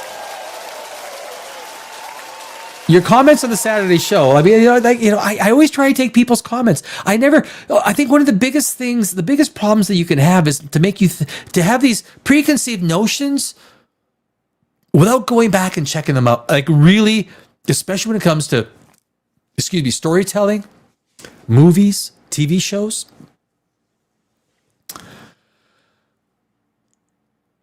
You got to drop your preconceived notions. And I've always had this, even like for the last, I guess it's been 10 years. I've never had a great feeling about Daredevil in the TV show. It's never been something that stood out for me. Until I watched season 2, episode 1, I thought, you know what? Shit, this isn't bad. I've always liked the actor though, right? I've always liked the actor Charlie Cox. I always have. I always thought he was really good. I'll say it again. Vincent D'Onofrio. Now, if he's better in season 2, how many? 3 seasons on Netflix? Is that what there was? If I was the showrunner for Daredevil Born Again, I would have recast. Kingpin. Absolutely. For me, the antagonist needs to be especially when it comes to this kind of stuff. There's nothing that Vincent D'Onofrio does with his face, with his expressions. And look, it's basically just his resting face is kind of docile. It's not Kingpin kick your ass kind of a face. That's the problem. And he kind of talks. You got to have a little bit of... Look, Kingpin is a freaking... It creates a donut feeling. Like it's a soft, spongy feeling. Charlie Cox, the way he does Daredevil, needs an antagonist that is just... And he's not Kingpin. He looks like Kingpin. He's not Kingpin. If anyone knows Kingpin from the 70s, like I know Kingpin, Vincent D'Onofrio is not Kingpin. He's not. Oh, I think we're on different planets when it comes to old Daredevil and new. Really? Okay. So you don't like the new Daredevil. But you like the old Daredevil. Now, I watched the first season. And like I say, the first season to me is always we're trying to find our footing. In the first season, there was a lot of fighting in Daredevil. A lot of fighting, right? But it was less the new Daredevil is he's more lethal. So he doesn't have to do as many look, if you're punching someone in the face with your fist, you're going to break your fist. You're going to break every knuckle in your fist. There's so much face punching that you'll have as many bones broken in the face as there are in the fist. As a kickboxer, I've experience doing it with, gloves on, right? Obviously. And I've had some street. I've had, when I was younger, I had street fights. I got in trouble. I did. Not that I was a daredevil or anything, but I had no problem, especially if they were bigger than me. And so I've had a lot of practical experiences in fights. But what I find is I liked what was going on with the fights, the choreography, but it was a little bit more prolonged. So in the new Daredevil, I find him to be more lethal. His fighting style is and they're showing a little bit of super strength, right? So when you read the fandom of Daredevil, he has 1,000 pounds, half a ton. So he's got a little bit of super strength, and they're showing it a little bit in the new series, which I like. And I wish Punisher, look, the shit that Punisher does is not human. You cannot tell me that when they write in the fandom that they have, Olympic style or peak level. Look, these peak level athletes are training every single day. I'm just one of these guys that believes superheroes need super abilities and not just peak level training. So Daredevil, I think with a chemical accident, and when you read the wiki fandom, Daredevil actually does have super strength in the sense that half a ton. Okay, that puts you on scale way beyond the average person, and they show it in the second season. He's fighting to the point, and he's throwing people around, and that's what Zack Snyder did so well with Ben Affleck, with Batman. That Batman fight when he goes to save Martha, Superman's mother, that was the most epic Batman fight ever. Ben Affleck, that fight.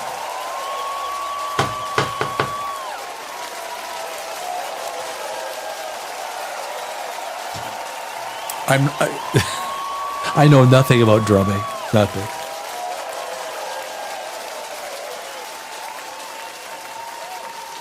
But Vivander, we might be on different planets because I think Daredevil Born Again.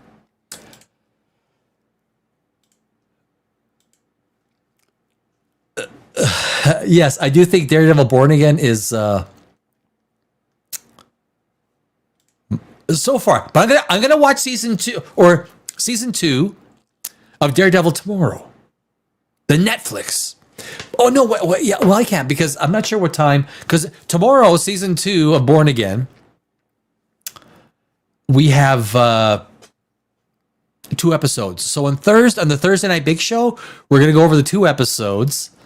And I'm shocked, guys. I'm shocked because I was never a One Piece fan. I gotta rewatch the first season of One Piece because I really enjoyed the second season.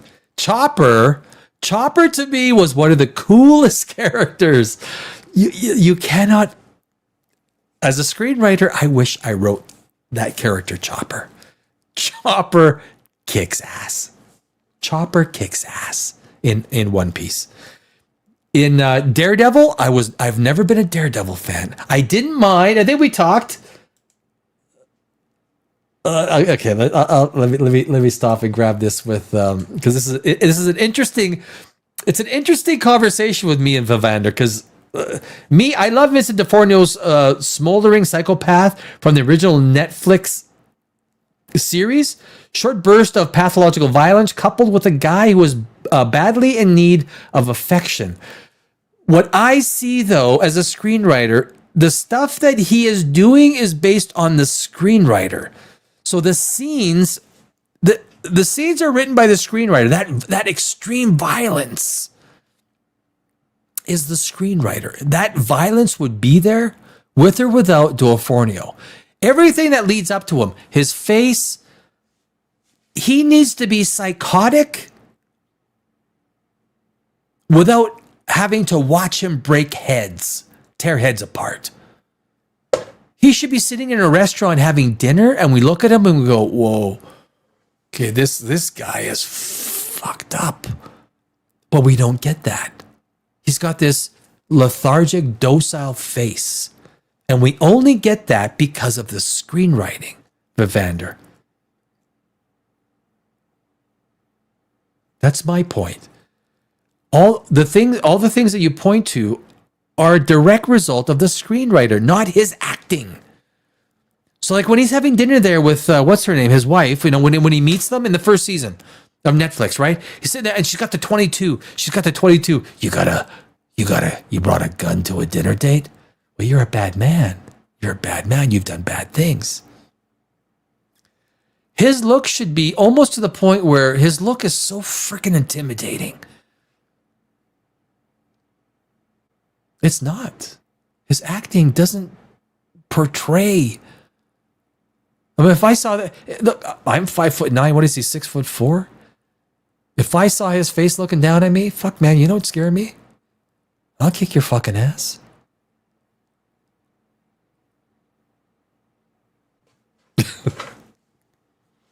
It doesn't exude, not through that's my point, Vivander. Through action, because through action, it's through the screenwriter.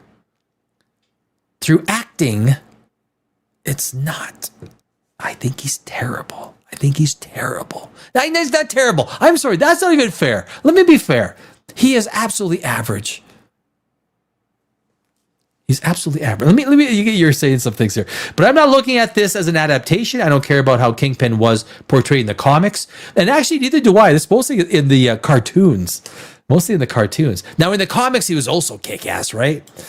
I can't agree. That's cool. Yeah. I'm seeing a subtle performance, brilliant portrayal of a man in conflict.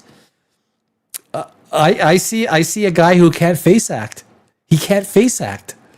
We're seeing different things. We are. And that's the great thing about opinion, Vivander. We're both allowed to have a different opinion. We see different things. I don't think it's, I don't want to say it's terrible. I don't want to say it's bad. It's average. If I was a director, producer, I'd say, you know what? We recast. I want a guy who is just by his face gives you that feeling that this guy is psychotic, unhinged. You don't know which way he's going to go.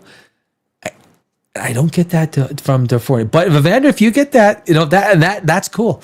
And the beauty thing about opinion is we each get one, right? An opinion is not right or wrong. It's like arguing blue or green, which is the best color.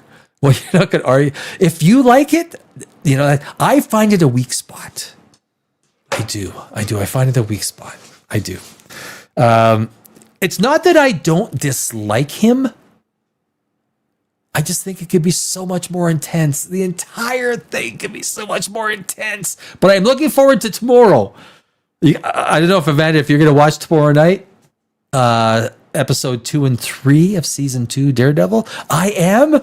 I've never been a Daredevil fan ever. It says a lot that they can actually get me somewhat hyped about Daredevil. It says a lot. It does. It really does. But I get, Vivander, my friend, I get what you're saying. It's not something, there's no argument. It's like, it's opinion, right? But I am going to watch season 2 of, I think I've almost finished season 1 of the Netflix Daredevil. I will, you know what? I wonder if I should share this. We should maybe jump onto this let's can we just play? Let's just play a little bit. Let's just play.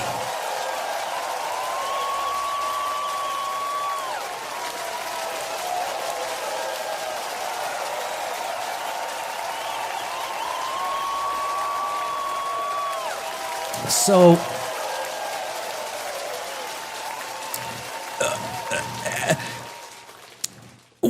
now it was what was it? Number 3 on the. So it's on Disney Plus, right? I know a lot of people hate liking something that's on Disney Plus because Disney has made so many enemies. But I am not going to not like a TV show just because it's on Disney Plus or it's a Disney production or it's a from Disney. I won't. If it's good, I'll say it. I will.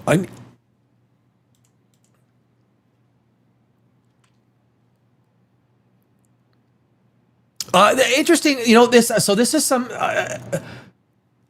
I wonder if this is getting in the way.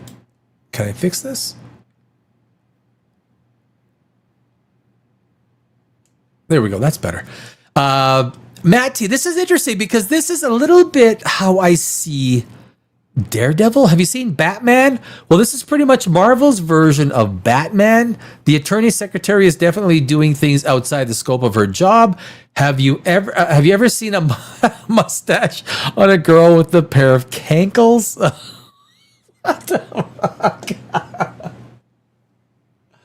Oh shit, dude! What? I am not watching the Daredevil Disney series. I got halfway through season 1 and I thought it was shite. Character motivations were goofy. The plot was all over the place. I disagree. I think it is much. It flows. It flows much quicker. It's tighter than the Netflix series. And then when the Punisher comes in, when John Bernthal comes in episode 6 or 7, I mean things really take a notch up. I think there is so much well-written script, TV stuff in season 2, and it is showing because it is top 3. It is top 3 on streaming on Disney. And I get it. I'm not a fan of Disney, but I'm not going to say something sucks because there's a lot of people that are not of that ilk, the Disney ilk. I think it deserves its 8.9. I disagree with you on that. I think if you gave it a chance, I don't know. Watch to the point where John Bernthal comes in, the Punisher. This season is an improvement on the first season in a lot of ways. Well, you can't. It's hard to tell with one episode. Matt P. Daredevil season 2 is a huge step up from season 1. Look, I would give season 1 about. I would give it about a 6.5 to a 7. Up until John Bernthal comes in for the Punisher, 7.5. He easily ups it. And here's the thing, Vivander, here's the thing. Watch the Punisher. I can't remember what episode it was, maybe 6 or 7, when he comes in. The intensity of his acting. This is where an actor comes in and elevates the whole frickin' show because of his emotional content that the Kingpin should be doing because he is the antagonist. John Bernthal comes in as the Punisher, and he's a little bit of an antagonist to our hero, Daredevil, and that bumping of heads, you feel it. In one scene, you feel it. It's energy. It's freaking pure energy that John Bernthal adds to this show. If there's anything that we learn from Daredevil, put some fucking energy into your TV show. Give me some fucking energy. God bless John Bernthal. God bless the Punisher.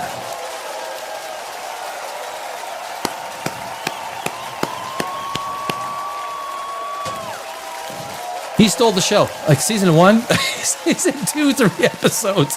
He's in 2-3 episodes. The freaking guy steals the show. That's what energy. That's what Kingpin should be. Kingpin should be. That's what I used to be in the ring, right? Like I can change. I'm telling you, man, I can change. I think when people used to always tell me, I used to get this crazy in the ring. Because I'm actually a very fun, I'm not a fighter. I hate fighting. I hate anger. I will back down. At my age, look, there's no reason. Come on, guy, let's just be friends. Can I buy you a drink? Can we all be friends? Right? There was a time though where people would say, I said, 8 years of kickboxing. I mean, they would say that you get this glossy-eyed. And I get it. I have seen myself. But it's kind of the way where you would get. Much better than the first season because, hey, look at this. Turn out this is much better because of John Bernthal's amazing performance as Frank Castle, the Punisher. So glad they gave him his own show. This is the great thing about a great freaking actor, okay? I have never been a Punisher. I think the Punisher, he should have superpowers. I don't like it when these guys, they're just regular guys and they have superpower above everyone else. I would have liked some sort of experiment gone wrong when he got injured in combat. Some slight experiment gone wrong that gave him this quasi Captain America power. And that's what I got to buy into. So when I see John Bernthal, I buy into the fact that he's a little bit smarter, a little bit more deranged. But if you take that John Bernthal Punisher ideology and you put it into Kingpin in a more subdued, calculated, but he's also willing to let that craziness fly. Vivander, if I can tell you, watch John Bernthal in season 1. So true. The guy steals the show. This is somehow better than the first season every way. John Bernthal there you go. I mean, a much better season, but with no chance of reality occurring. Not as let's get some good stuff. Madly worse, but still good. Like I said, one of the best shows I ever watched. I don't know about that. It gets better every season. This is absolutely amazing. It is good. Vivander. Dude, if you're going to win me over, I've never been a Daredevil fan. I've never been a Daredevil fan. Ever.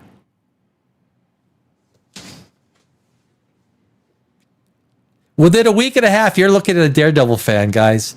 This I am enjoying. But it's not just Daredevil. It's, like I said, it is John Bernthal. It's the Punisher. It's some of the other characters that are adding a little bit. I think that, what's his name? Poindexter. Dude, great job. Great job. I don't know about Buck Cashman. It's not how I would ever see Buck Cashman. I want to see more Buck Cashman. He's a little bit of a Captain America. He's got we haven't seen any yet. And this could be a payoff that we're seeing, that we're ultimately going to see a Buck Cashman Daredevil fight. Like that's kind of, are this what they're leading us? But I don't know if Buck Cashman, the way they casted him, is the way I would have casted him. And again, I would have put a little bit more edge on him because he's a very refined British guy, right? Very refined British man. Now, this is one of the shows that surprised me because it was very well done. It really reflects our political environment and our people of 2025 very well, and it captures the soul of true Marvel. Seriously, this deserves an award just for existing. I don't know about that. 8.3, maybe a little bit higher than I would go. Carson, my favorite show ever. Hyperbole. Lenny T, a little bit more boring than the previous one, but it maintains the same tone. I disagree. Some parts of this season represent. Wait a sec. Am I doing season 1? Season 2? There's only been one fucking episode. What? There's one freaking episode. What are you talking about? How are you comparing one episode? All right, that's okay. Look, Marco L. Daredevil feud. Okay, well, you want to do one of those, Marco? You want to do one of those? I don't speak Spanish. I will translate your Spanish and call you on your hand. Daredevil was, from its premiere, one of the Marvel and Netflix's biggest bets. And with each look,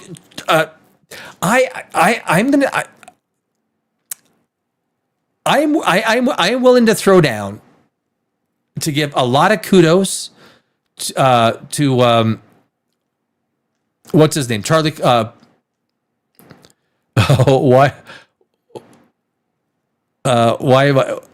Charlie Cox. The supporting cast, the casting is all pretty good.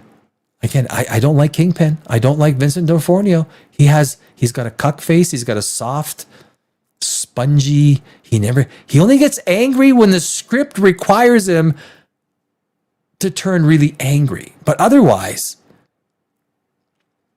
he's not intimidating. I see it in every scene I see him in. There's nothing intimidating about him. Nothing. I could be more intimidating on this show. I could be more intimidating than frickin'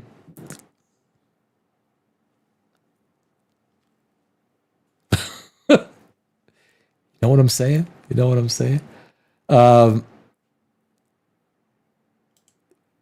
Okay, what? There's not too many pages. There we go. Okay.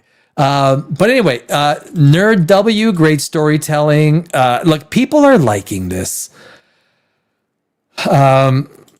This is a very good season, but not as good as season 1. You've seen 1 episode so far. Dear God, how can you even frickin' say that? A good season with great performances and excellent characters. Did they release the entire season without me frickin' knowing it? We've seen episode 1 of season 2, and this is season 2 episode, right? What the season 2 reviews. Daredevil season 2 is overall a good season. Oh, are they? Wait a sec. Are they? Okay, hold on a sec. Are they talking? Oh my God! You know what? I might be stupid. I might be under. Am I on the 2006 March 16th? Am I? Hold on a sec. So maybe I'm the stupid one, right? You know. Now, Vivander did tell me, I did watch the first season of 2015, and so Vivander said, I am going to watch the second season. So now I'm looking forward to it. I am. Rotten Tomatoes. Rotten Tomatoes, right? Fucking Rotten Tomatoes. There we go. You know, it could be. Oh shit! You know what? Son of a gun. Oh man. Now I feel uber stupid. That's okay. Not the first time I felt stupid.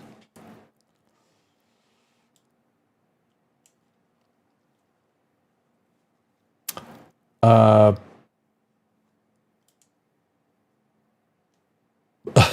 we go. That was season 2. Vavander, that was. Oh, what have we got? What we got here? There are a handful of critics who've seen deeper into the series than the rest of us. So I was literally on the 2016-17 season 2 of Netflix. That's what we were watching. Now, the score is actually higher, 95% tomato meter. Like I even if it's good and I like something, I don't buy the critic ratings. I don't. Never buy the critic ratings, guys. Never. Because you know what? They will be whatever the fuck they are because they're access media and it's bullshit.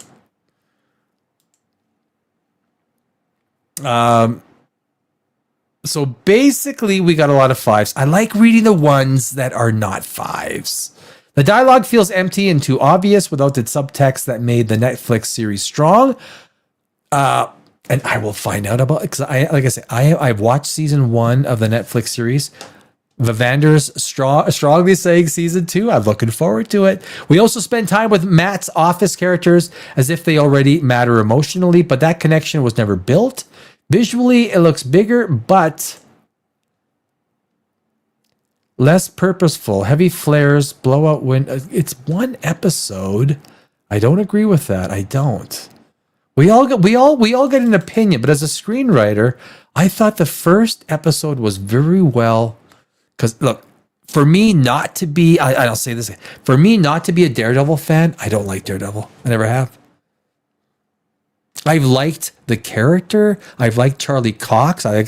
But I've never have. For season 2 to win me over like this, and for season 1 of Born Again to make me go, wow, I'm looking forward to episode 2 and 3. I'm looking forward. 2 weeks ago, if you would have told me, just like One Piece, for me, it takes a lot to win me over. And that's kind of what impresses me. I am not won over very often. I absolutely love the DD, right? The double Ds, the black suit with the double Ds. But this was also political, boring, and slow. Look, you could take it politically if you want to take it politically. I took it like double Ds. I took it sexually. I want a pair of double Ds. You could see political stuff in everything that you watch. There's some stuff that people say that I watch other shows, other online streams, and they say, oh, political, this and that. I go, really? Did you see that? I didn't see that. Now that you mention it, okay, well, I kind of see where you're coming from. But when you're already slanted so politically that you want to see shit politically, now that's not the same with woke stuff, gay stuff, all this other shit that's shoved into movies. Okay? That's not the same thing. Not the woke garbage crap. I'm a screenwriter. I know this shit. Not gonna frickin' dance around that garbage. But look, if you see political stuff in Daredevil, fine. Like, dear God, then you can't write a single thing. Especially with a superhero. Because it's literally about politics. He's the freaking mayor of New York. It's literally about politics. Tom Harding or Tom Hiddleston? What is this? Is this Tom Harding or Tom Hiddleston? I don't know which one. It's one of them. Absolute shite starting. Season 2, the devil is back in Hell's Kitchen. I have a friend that lives in Hell's Kitchen.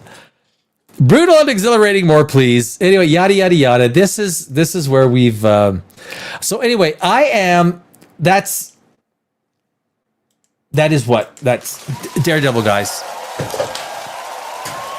Vivander, I hope you watch. Yeah.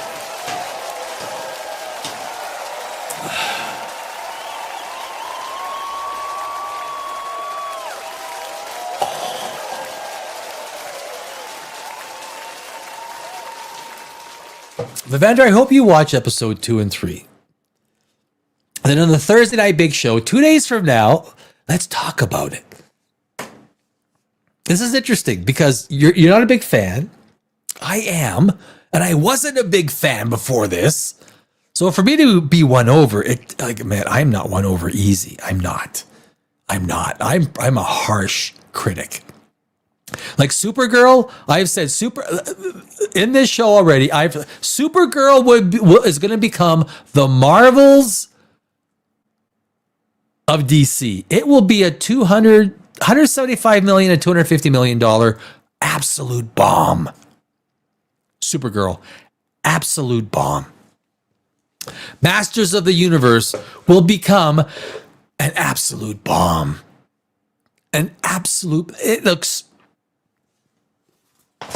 Masters of the Universe looks so bad. It looks like one of those movies that goes out there. It'll do 35 million in the first weekend. It'll hit 17 million. It'll end up with 150 million. They'll pull it so fast. What a freaking embarrassment. Masters of the Universe is absolute movie shit. Guys, it is absolute. Can I be honest? Masters of the Universe is movie shit.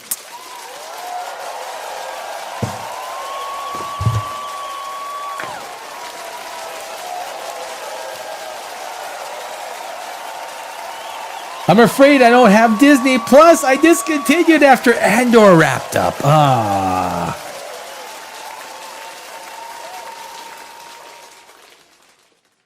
It's $8 a month.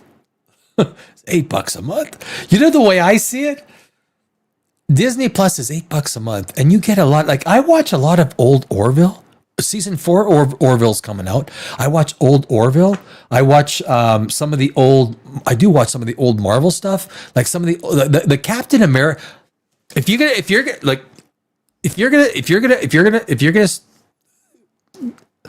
Captain the 3 Captain America movies, versus the 3 Iron Man movies.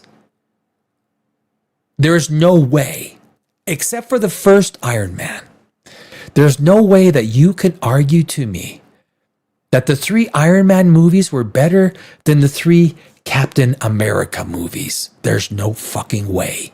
There's no way.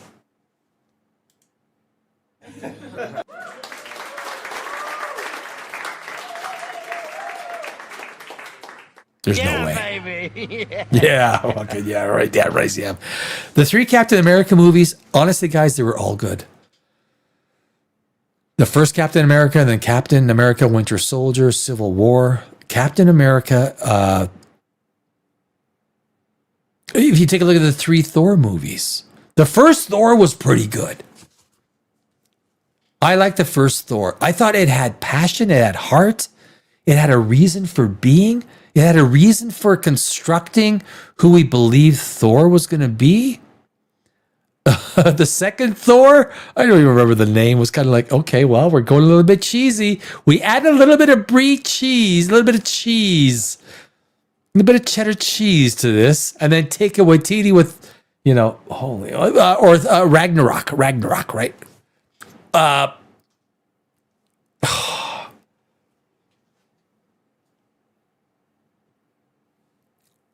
The best trilogy, the best trilogy in Marvel. I'll say right now, I'm gonna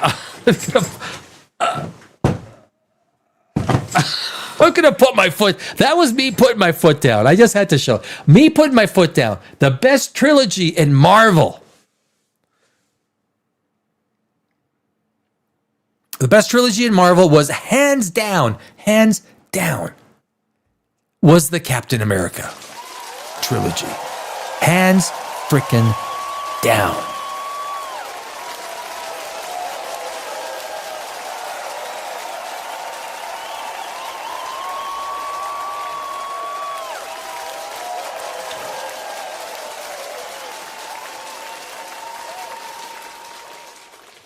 Favander says, HBO keeps me busy. I finished the 3 seasons of Deadwood. Right. You know what? I did pull up Deadwood, and I want to watch Deadwood. Great stuff. Right. Look, that's a great cast, right? That's with, what's his name? Yeah. That night I pulled it up. I said, yeah, I gotta watch this. I gotta watch Deadwood. Deadwood, yeah. Bro, I think I totally agree with you. There aren't many good Westerns. It's funny because when you mentioned Westerns, remember Cowboys and Aliens? Before that came out, I remember my friend, Cowboys and Aliens. You know who wrote Cowboys and Aliens? Alex fucking Kurtzman.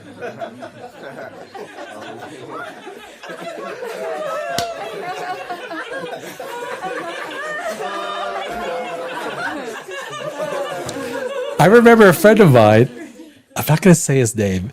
So it was like a Monday. I was talking to him. He was a lawyer of mine in Los Angeles.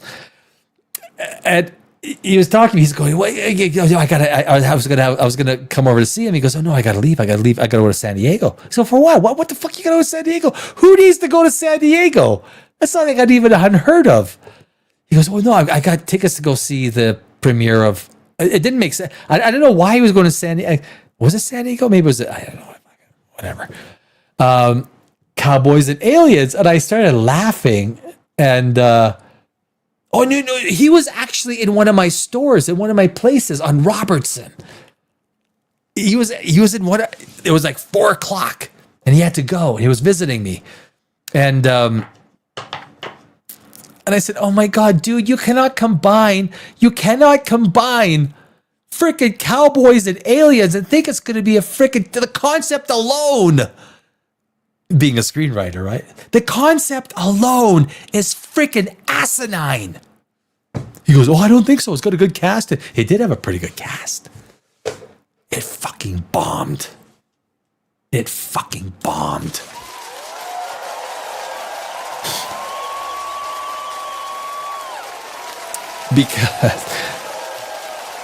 Not because it was Alex Kurtzman. Yes.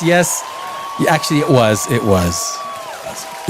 because it was Alex Kurtzman. Kurtz binary guy. It was Alex Kurtz binary guy. I don't what the fuck are you?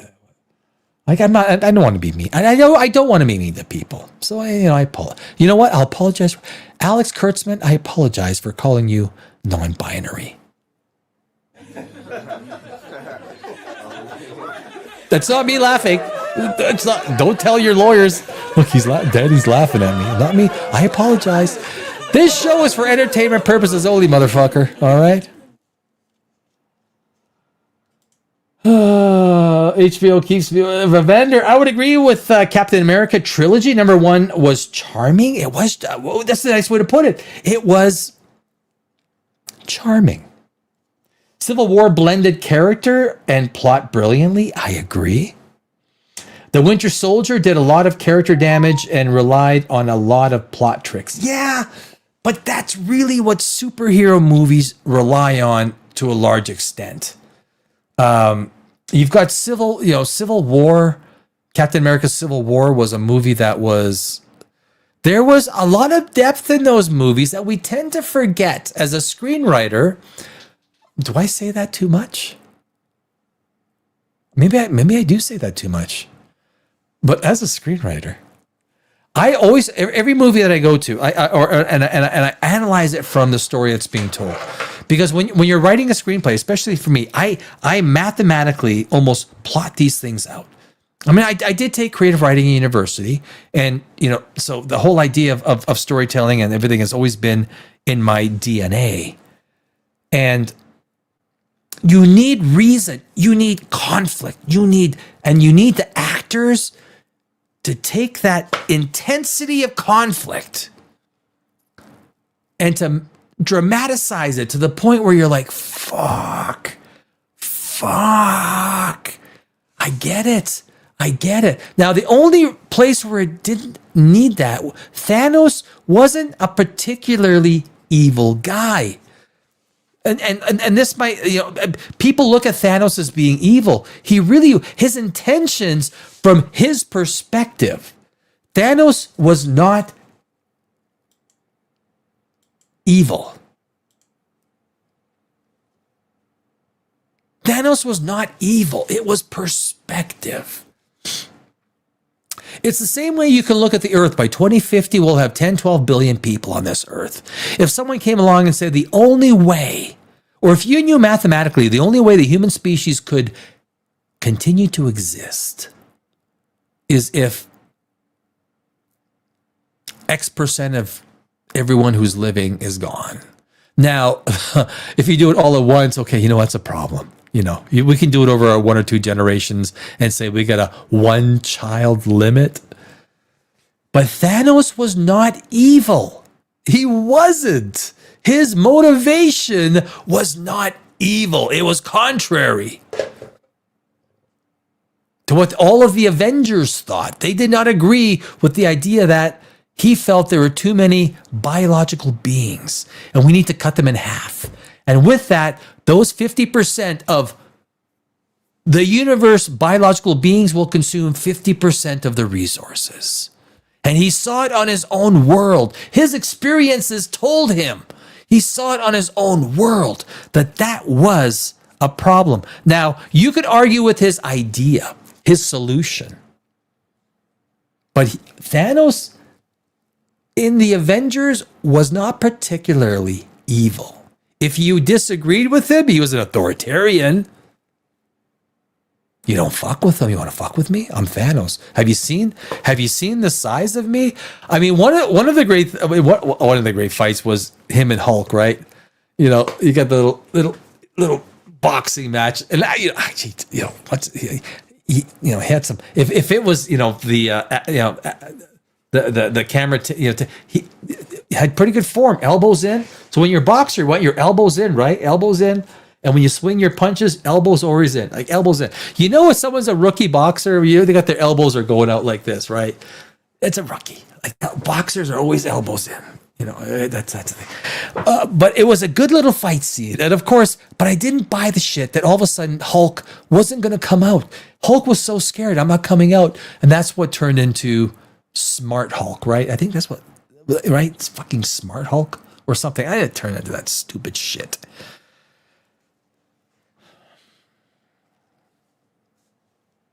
Oh, we got some more. What we got going on here? Ben Feister's in the room. Ben Feister, sup? I know I'm late due to work. You know what, bro? Put food on the table first. Put food on the table first. I personally loved Captain America, the first Avenger. Why? So the trilogy. So what I said with the trilogy of Captain America was the best trilogy in all of Marvel. That was the best trilogy over Iron Man. Although the first Iron Man was about as good as you can get. The first Iron Man, Logan. I'm telling you guys, my opinion. So if you want to, you're gonna say, Danny, as a screenwriter, do I say that too much? Of course I say that too much, but I am a fucking screenwriter, so fuck you. Just kidding.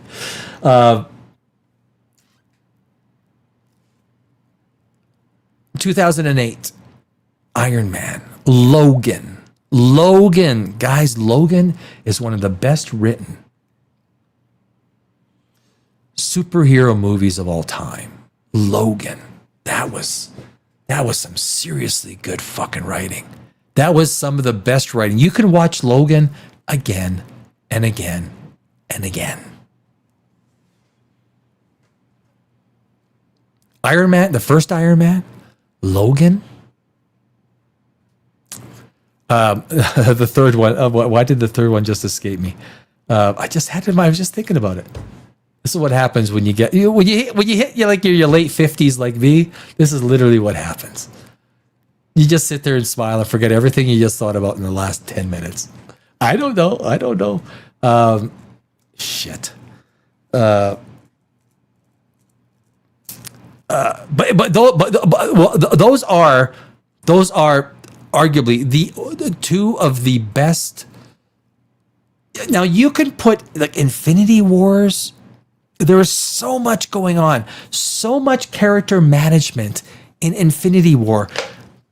When you're a screenwriter and you're writing all these little things, you need to map. When you're writing scenes and you're like, okay, wait a sec, we forgot about this character. We didn't write them. You need all of these little things converging, and it is for something like Infinity War. Now, granted, a lot of it was bulk writing, bulk characters, and there's only a few subplots. But when you got 2, 3, 4 subplots going on in a movie, that's some serious fucking. Yeah. But mind you, from what I understood, when they got to set, the scripts were kind of like guidelines. Can I say that? They were guidelines for the Russo brothers. The best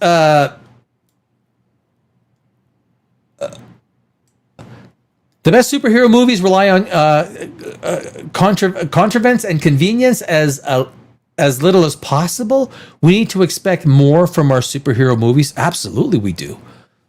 Absolutely, we do. What the writing has become so. Now it's not just the writing, because you can have a great script. You can have a fucking amazing script. Now, each page of a script is 1 minute. Now you can go online and find some great scripts to read. I always suggest if you want to read a great script online, Google Alien PDF script. Alien PDF script, and read the original script from Alien. And that's almost verbatim a production script. And when you read the script, you start to understand.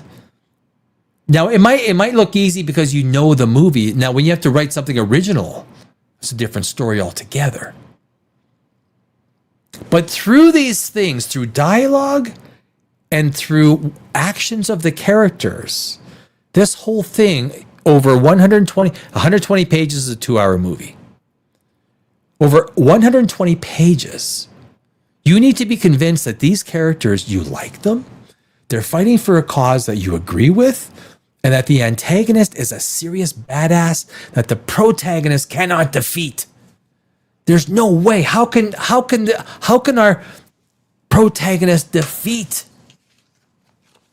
these antagonists. The great thing about Logan, here's the great thing about Logan, guys. As a screenwriter, it's fucking brilliant.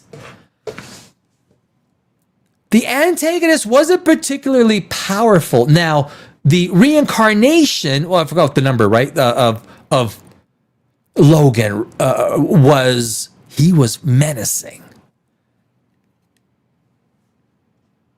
But as far as the rest of it, like the regular guys, the army guys, and everything like that, one of the main antagonists in Logan was himself, and that was the internal conflict. This is the freaking brilliance of Logan. It was so well written that they made Logan, in essence, his own antagonist. Now, you don't get very many scenes to establish this. And this is some of the great writing. Every scene, and I go back to Tombstone, guys. Logan and Tombstone are the same thing. Every single scene means something. Watch Logan. Watch Logan. From the very first scene, where they shoot out his, come on, guys. Like, he jumps in front of the bullets because he doesn't want the bullets to hit the car. This tells us something about the character. You can actually read the script from Logan. Guys, Google Logan script PDF. And you will see James Mangold, he actually has an entire paragraph of how this script is supposed to be taken, how it's supposed to be merged into real visuals. There's an entire paragraph. Now, you're not supposed to do this as a screenwriter. You're not. But I urge you, Google Logan script PDF and read it. Now, it's not the production script. It's slightly different.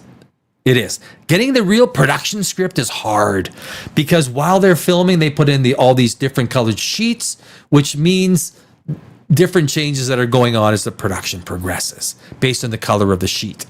It's quite complicated. The first Captain America movie was made by the same guy who made The Rocketeer, and it shows. I loved it. The Rocketeer. Yeah, right? Fucking hey. Sup, Ben? I even seen memes where it speaks to a potential fan flick crossover of Indiana Jones helping Cap retrieve the Tesseract from Red Skull, considering Indiana Jones' story took place in the Nazu era. Sup, Vivender? I love the fact that Thanos thought of himself as a hero. That's what made him a very interesting antagonist. And he was played off against Thor, who was acting out of vengeance and thus the villain. It was exact. You know what? That is a screenwriter's encapsulation of what happened. It was Thor with the rage. Thanos didn't have the rage. One of the best lines was, when he was on the ship, he goes, well, what did he say? He said something like, Thor said something like, well, he's never beaten me, but he has. Well, he's never beaten me twice. That was so good. Chris Hemsworth has got some of the best comedic timing. He does. Chris Hemsworth is some of the best comedic timing. I love Chris Hemsworth. I really do. I think I love Pamela. Jeez. Hey, man. Easy sleazy. We believe you, man. That's a few exclamation marks. You, Dano. And going for real this time. Love. You're going to. Oh, okay. See you, Pamela. Have a good night. Good sleep. Have a good sleep. I think she's on the East Coast, right? What, 10:30 on the East Coast? It's crazy, right? 10:30 on the East Coast. It's only 7:30 on the West Coast. Although 10:30 on the East Coast is pretty early, right? Those you freaking East Coasters, right? They think 9, 10 in the morning is early, right? Oh, why so early? What the fuck? Are you serious? I remember I worked in the stock market as a market maker and economic analyst. I was in Pacific time. And so the stock market opens up at 6:30 a.m. And so you're watching CNBC and they're talking about how early it is at 9:30 a.m. when the stock market opens up. You frickin' East Coast sissies. Oh my God. 9:30 is so frickin' early.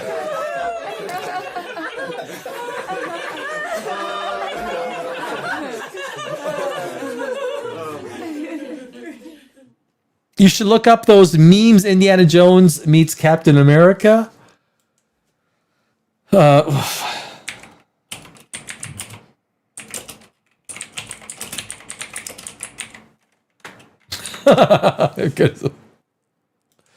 Even came up. Oh shit, not bad. Okay, you know what? Let me diggity.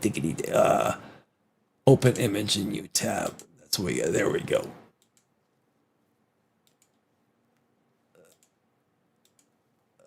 There we go.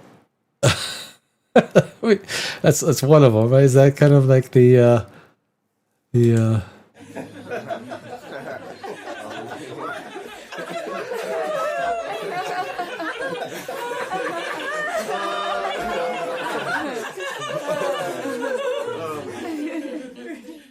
You know, I've never seen these before.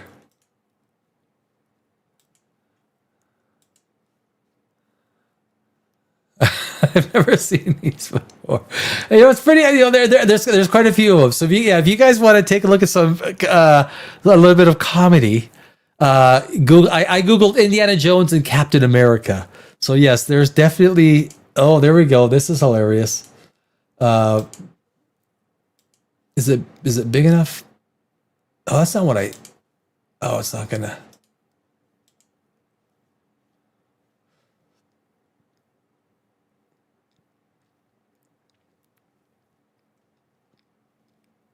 Well, I mean, that's kind of funny. Cap, Doc. That's actually not the one. That's not the one that I was hoping that was gonna. But anyway, you guys could, yeah. That actually is pretty funny. That actually is pretty funny. That's good. Yeah.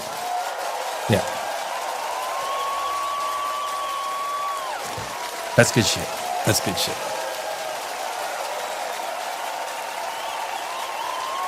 I really hate my keyboard sometimes. Try to type as, oh, that's good. We all do it, bro. Don't, like, you're typing, you hit it. If you hit the extra word and you didn't mean to hit, just keep going. Like, you don't need a backspace. Like, we all, like, when you're typing fast, there's going to be extra letters in there that aren't supposed to be there. We all know. We all know. First Captain America film gives off that vintage retro Indiana films vibes. It does. It does. That's part of the reason it has that charm. It has just a very. I love the three Captain America movies. I do. It's my favorite trilogy in Marvel. I'd pay the MCU double if they actually made that crossover in the MCU. Well, they own both characters. It can happen. It can happen, my friend. It can definitely happen. Now, did you guys see? Where's my girl? Oh, no, come on. We don't need Skeletor. We fucking been through Skeletor. Oh, shit. Did I swear? I did swear.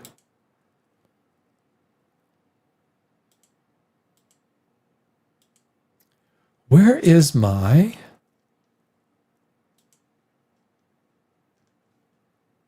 Oh, did I close it by accident? Don't. Oh, no, there we go. Here we go. Share screen. There we go. Listen, guys, I love Halle Berry. Can I be honest? I think she's fucking adorable. Halle Berry. To finish off that segment, imagine Indy punching Red Skull in the face. You know what? It'd be easier if he just kind of like, dropped the gun, pulled out the gun, and just. That was Harrison Ford's idea, by the way. That was. So, oops. Let me get this. So, guys, I got to. I have to. How can I do this without making it? Okay, well, now you want to do like that. You want to do it on this. It's no problem. It's no problem. There we go. We'll save that. We'll do that. Yeah, perfect. So Avengers Doomsday, I have spoken about, and I'm sure I know a lot of people agree with me on this. Avengers Doomsday, no one's talking about it. No one cares about it. I will argue that because they're spending so much freaking money, this is Kevin Feige's send-off. This is his way. Kathleen Kennedy is gone. Bob Iger is gone. Kevin Feige is still there. And this is like his send-off. He wants to leave on a high note. He wants to leave on an endgame note, if I may say. That's what he wants to leave on. An endgame note. And so he can't, so they got rid of Kang, all the garbage that he thought, oh, this is a great idea. I am unstoppable. My name is Kevin Feige and I am unfucking stoppable. No, you are stoppable. You thought your ideas were so freaking good. For 3-4 years, the guy to fix Marvel is not the guy that freaking ruined it. And there were a lot of people that built it up. I'm not going to give credit to Kevin Feige to say that he was the one responsible for creating the Marvel Universe. There was a lot of people involved. He was not involved in the storytelling. He was not involved, not in a micro basis. Maybe in some project he was. He wants to try and leave on a high note. Avengers Doomsday is going to be a shit show. It is. I don't care about it. Nobody cares about it. And no one's talking about it. You got Old Man Iron Man. Really? Old Man Iron Man? Fuck me. You're serious. This was your best idea. And then But anyway, guys, Avengers Doomsday, Halle Berry teases, wait and see me about how she'd update Storm. Now, for the record, she doesn't get to update Storm. She gets to have a say into it. I'm sure she does. But wardrobe and the director decide. So the Russo brothers. But I'm sure they want to hear her ideas. Exclusive, Halle Berry and Chris Hemsworth chat superhero movie history, the high school reunion effect of Avengers Doomsday, and whether we could see a more colorful Storm costume. She is, guys, Halle Berry is absolutely freaking adorable. Holly, I'm single.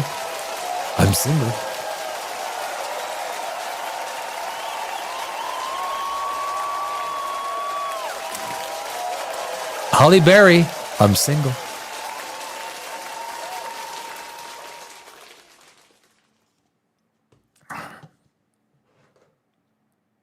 No phone calls yet. No phone calls yet. But it's only been 30 seconds. So I'm okay right there. Halle Berry is not expected to appear as Storm in Avengers Doomsday. That is the official, often repeated party line about the upcoming superhero event film. Nonetheless, it does seem a curious omission when so many other beloved actors from the original X-Men movies are expected to make their Marvel Cinematic Universe debut in a December release, including James Marsden, Ian McKellen. Ian McKellen's like 86, 87 years old. And Alan Cumming. In fact, the very appeal of reunions was in the air when we sat down with Barry and Chris Hemsworth to discuss their new film due out later this month, Crime 101. It's fantastic, Hemsworth says, about sitting across from old pals like Chris Evans and Robert Downey Jr. for the Avengers Doomsday table read? I'm sure it would be, right? The table read is one of these great things, right? All the actors just come in. It's like 1 or 2 days. There's food. Everyone's just talking, yakking. They got the scripts. Everyone's around in the table, and they do a table read. It's there's some Game of Thrones table reads that are pretty interesting. If you want to Google Game of Thrones script table reads, there's some really interesting ones that you get a good idea of this process of how all this starts to come together. There's the old guys like myself, the people who kind of kicked it all off, and then you folks coming in. It's such a joy. It's like a high school reunion in a way, catching up with old friends and new friends.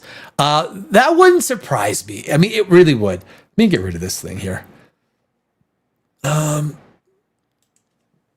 Why would you put like a big ass header?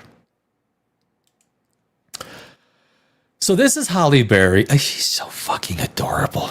I love Halle Berry. I do. She's just adorable. I wish she was my neighbor. Because then I could go ask for like sugar, ask for milk every second day.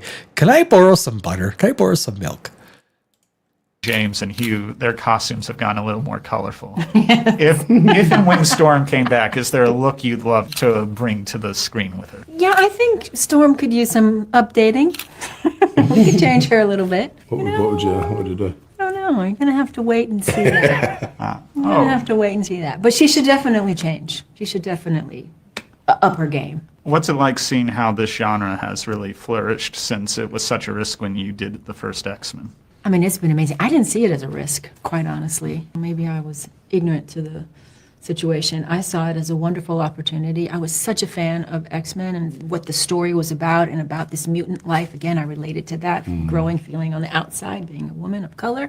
So I didn't see it as a risk. I saw it as a great way to help people understand the differences in each other, find compassion.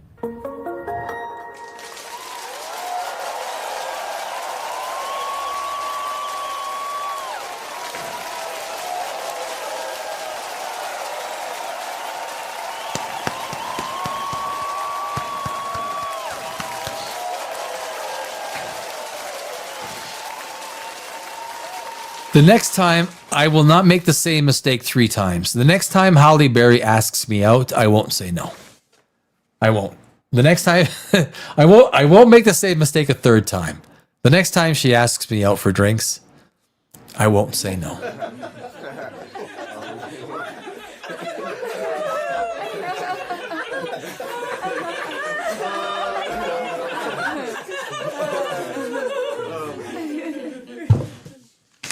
Fucking love her. I freaking love her. I do. She's adorable. Like if they ever, the reason they invented the word adorable was for her. Adorable. Adorable. But anyway, what was that? I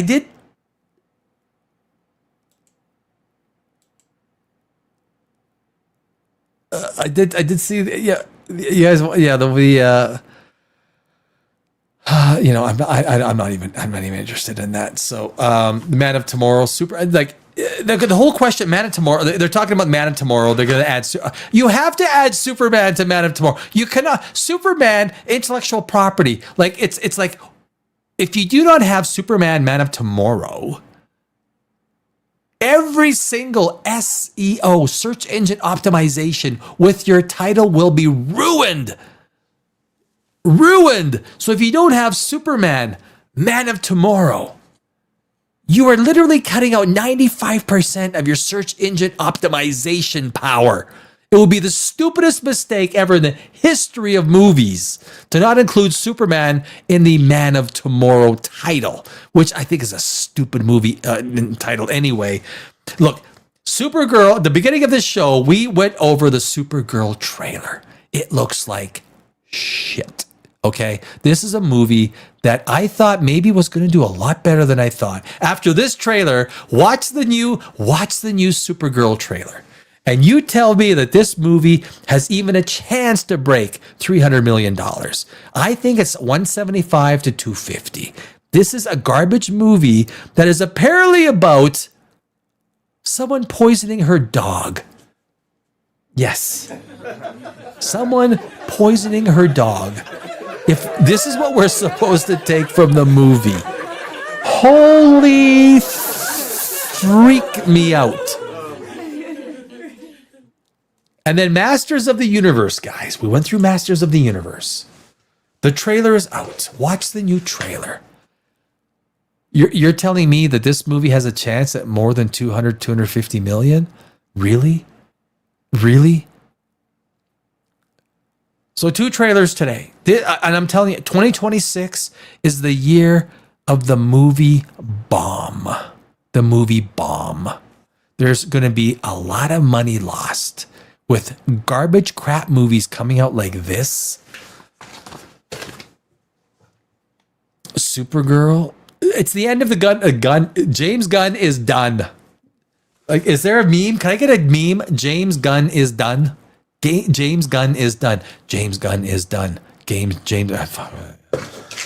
It's not that I want the Snyderverse to come back. I am interested in some. Look, Rebel Moon was so freaking bad. Guys, Rebel Moon was so fucking bad. So bad. I did reviews on it.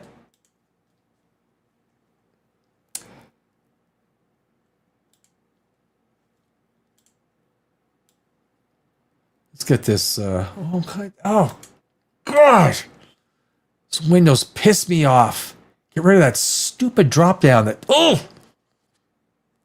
See, I should be Kingpin.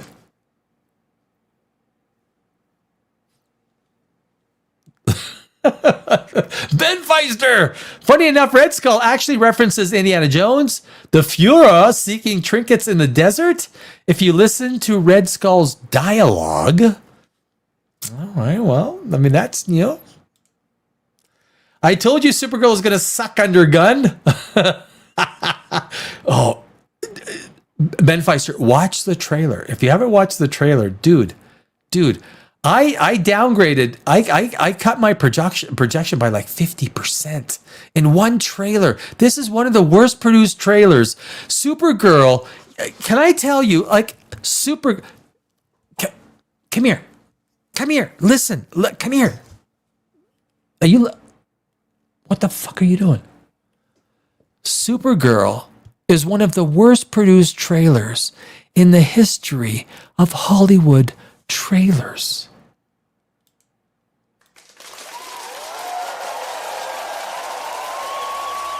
What did you say? I said it's one of the worst frickin' trailers ever in the history of trailers. That includes Masters of the stinking universe. Shitverse.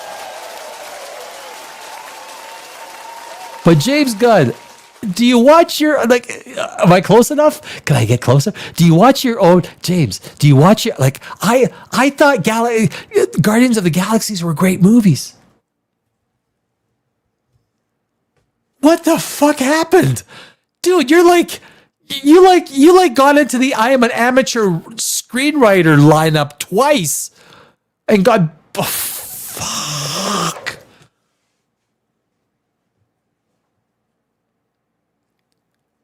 You literally, the script that you produced is something what everyone does every morning, an hour after they freaking wake up.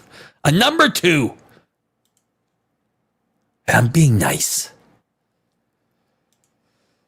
Yes, I did see it. And I laughed so hard because I knew I had to give you the. I love it. I know. Well, I thought it was.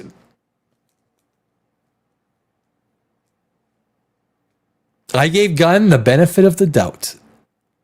I thought, you know what? And I like Millie Alcock. Ben Feister. I love Millie Alcock. I do. I think I would love to have a house party. And Millie Alcock walks in. It's like, oh, you know what? I would probably get along with Millie Alcock really well. Like she looks like a fun girl. Her personality would mesh with mine. I think she means no harm anywhere. She's just an actress. She went out there but yeah, okay, touche. Ben Feister, touche. Yeah, no. The first trailer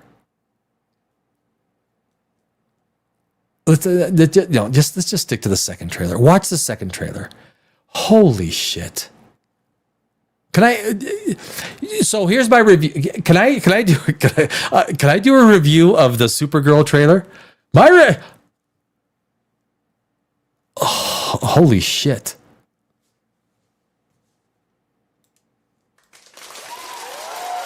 That's my review.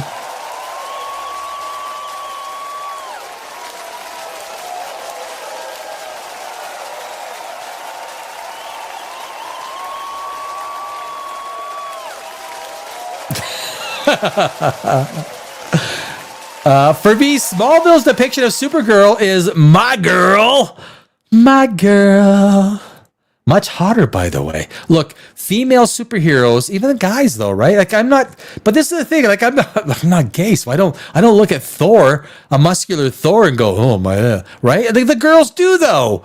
Like girls do. They look at Thor and it's like, just like we look at, hot superhero girls and tight freaking, right? That's what we do. We are all sexually motivated entities. And the women love the boys and the boys love the girls. James Gunn's DC films have no balls. You might call it the DC universe.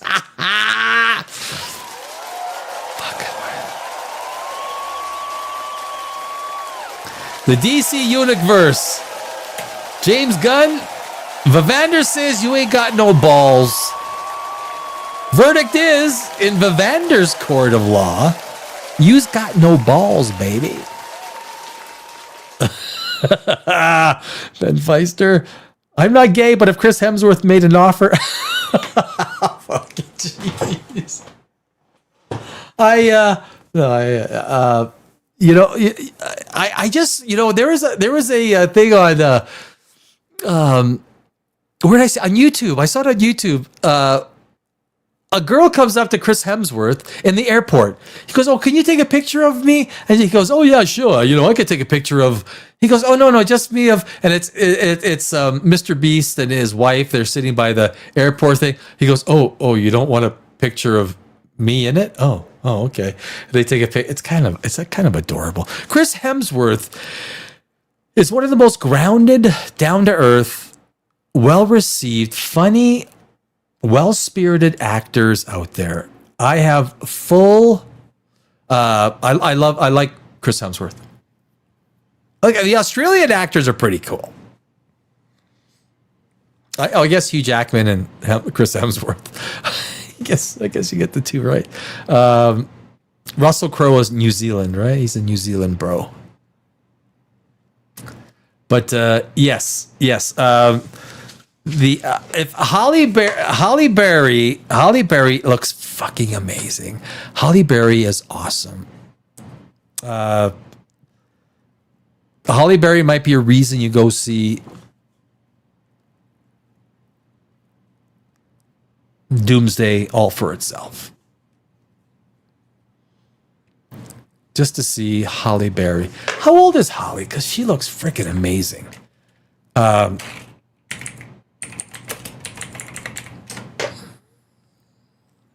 Whoa, she's 59 years old. She's older than I am. She's older than I am.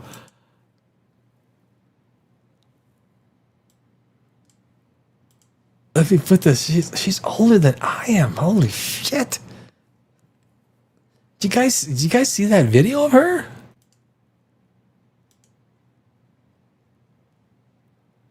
What the? Whoa, wait. No. Do you guys see that? Hold on a sec. Do I got? Oh, jeez, come on. There we go.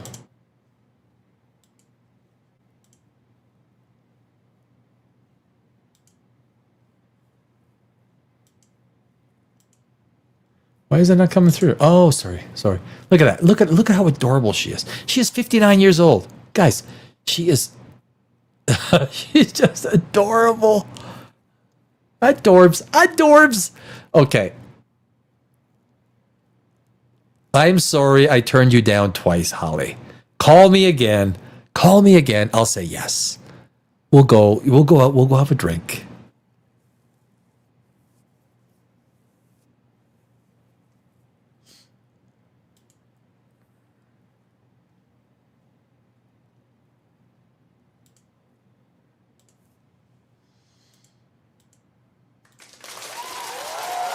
Halle Berry, ladies and gentlemen. That's my girlfriend. We've been dating for about 26, 27 minutes now. She might not know, but I'm in a faithful relationship with Halle Berry. It's just that she doesn't know yet. Oh, jeez. Bavander! Monsters Ball was a great flick. Halle Berry and Billy Bob Thornton. I love Billy Bob Thornton, especially after Landman, right? He's proved his acting chops after Landman. You can like go back to shit that he's done now and go, okay, you know what? This guy's good. Just awesome and heartbreaking at the same time. I have to admit, I did not watch Monsters Ball. I got a lot of Daredevil to watch though. And you are going to watch episode 2 and 3 tomorrow, right? Because we're talking about it on Thursday. Bro, we're talking about it on Thursday. Oh, and Jared Leto. One thing, Jared Leto. This is the kiss of death, and I think this is a big deal. I wanted to mention it again. And I'm going to mention it again right now. Jared Leto is playing Skeletor in Masters of the Universe. Guys, that is the kiss of death. Jared Leto and anything that he does is the kiss of freaking death. Masters of the Universe is done for.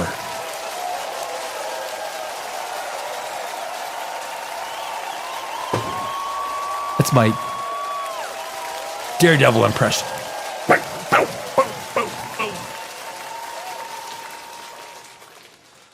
Jesus, what is that?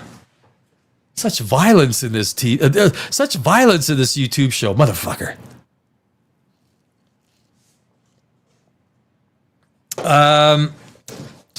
Do we touch on Black Snape? That was the last subject I got here is Black Snape. We could touch on Black Snape on any night. Any night. I did touch on it earlier on. The problem there's so many problems with the race changing. I'm not huge on it. There are cases where it kind of works out okay, like Nick Fury, Samuel L. Jackson. I think that was a case where they picked a great actor for a great role. And Nick Fury, I'm not sure many people knew who Nick Fury was until Samuel L. Jackson took up the mantle. So there are many cases where you can have a race swap character where it just works out freaking awesome. But when you have someone as important as Snape,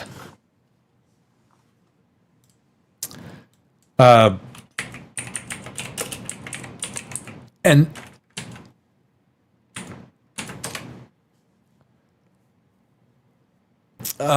when you have someone as great as Alan Rickman, I can't, you know what? It was 2016 that he passed away. Can you believe that? 2016.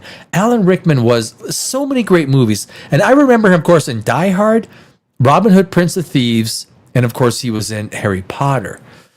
But Alan Rickman was such an incredible, he's one of these classic British actors that had comedic chops. He had everything. And he was just he allowed you to like the character he was playing, even if he was the antagonist, right? In especially like Robin Hood, Prince of Thieves. He was easily the star over Kevin Costner in Robin Hood. Easily. And this is a conscious decision to replace Alan Rickman with a race-swapped character. Now, look, you can't even say it without being fucking racist. You know what? Just uttering the word racist makes you a racist. If you can't even fucking discuss it, fuck you. You know what? You're such a low. I want to see Blade. I want to see like I want to. You know, I want to see Blade. I want to see like someone from Iceland play Blade. It was like more white than you know. You okay with that? I wouldn't be okay with that. I wouldn't. I wouldn't be okay with that. Even if it was a pasty white Caucasian, I wouldn't be okay with that. No fucking way. So you cannot tell me that every time a character is race swapped, I think it's more of an embarrassment. You can't create characters, of different ethnicities. Like, I would love to see some of the great Japanese characters from their history, from their literary history. Well, this person was Japanese. Now they're black or Caucasian. Like, really? I wonder how Japan would like that. Black Aragorn. Peter Jackson is fucked up. Peter Jackson is messed up. You know what? You want to see that? You want to push me there? you fucking push me. Go for it. Oh, Halle Berry. I love myself a little Halle. Little bit of Halle Berry in my life. Little bit of Halle Berry in my life. Where was it? Oh, come on. I don't want that. I don't want that either. Do I want that? No, I don't want that. That's what I want, right? It's right there, right? That's what it is. Okay. You know what? I got to show this just because it makes a point. I think I had some problems on Saturday night. I was going to play this and I had some issues.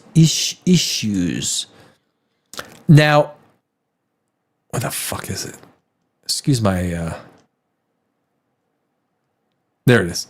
So we bring you now, guys, this is what I wanted to do, actually. I wanted to show Peter Jackson.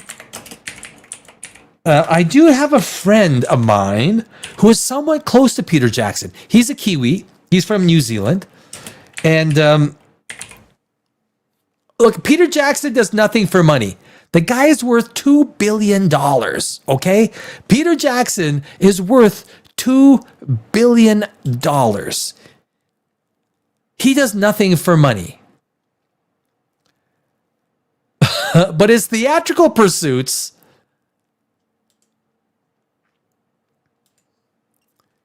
let me share this tab. His theatrical pursuits, there we go, perfect, have been a fucking disaster except for okay. So, Lord of the Rings, The War of the Rohirrim. I watched 20 minutes of it. I said, I'm done. This is like Tron Ares, garbage can shite. The Beatles now and then. He is a Beatles fan. Big Beatles.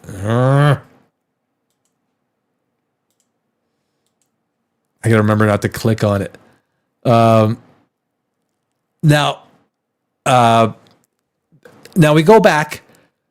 Before that was Mortal Engines. Do you remember Mortal Engines? That was a freaking box office disaster. They shall not grow. Oh, don't click on it, Danny. They shall not grow old. That was another passion project that was that'd be terrible. So Battle of the Five Armies, that was not a good movie. The Desolation of Smaug was okay. The Hobbit, An Unexpected Journey. I enjoy watching The Hobbit. The Desolation of, The Hobbit, An Unexpected Journey is my favorite one.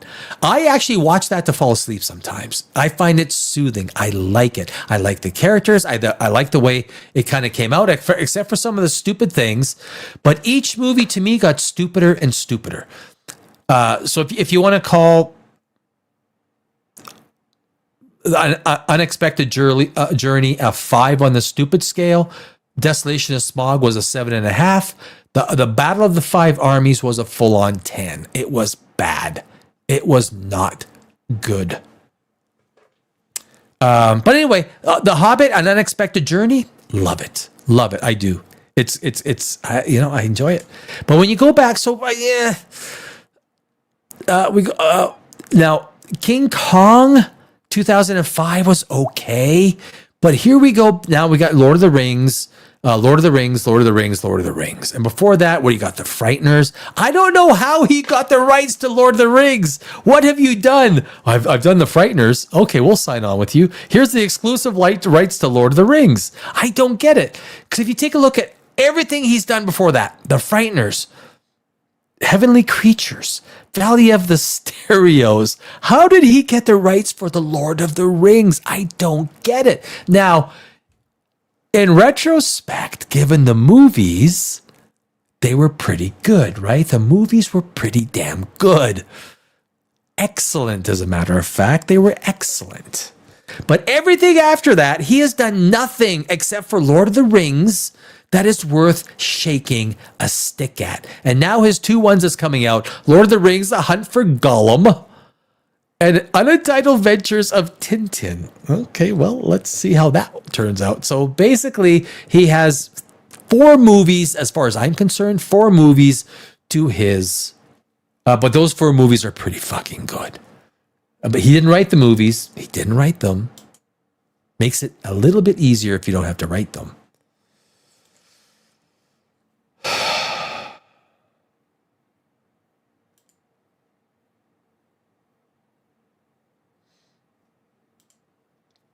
Black Snaps, not a millennial, don't care. Hot Tea, my favorite race swap, Michael Clark Duncan as Kingpin in the Ben Affleck film. You know what? I would agree. I agree. Totally on your side with that. Yep, agree. Alan Rickman was quite good in Sense and Sensibility, opposite Emma Thompson. I didn't see it. I'm going to take your word for it because I think you got good taste, Vivander. I think you got good taste. They should make a movie about a black vampire who can go out in the sun because of all the melanin.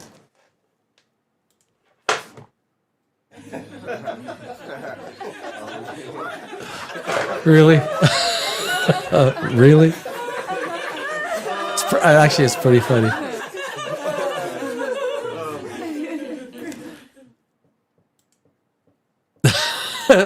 That actually is pretty funny. But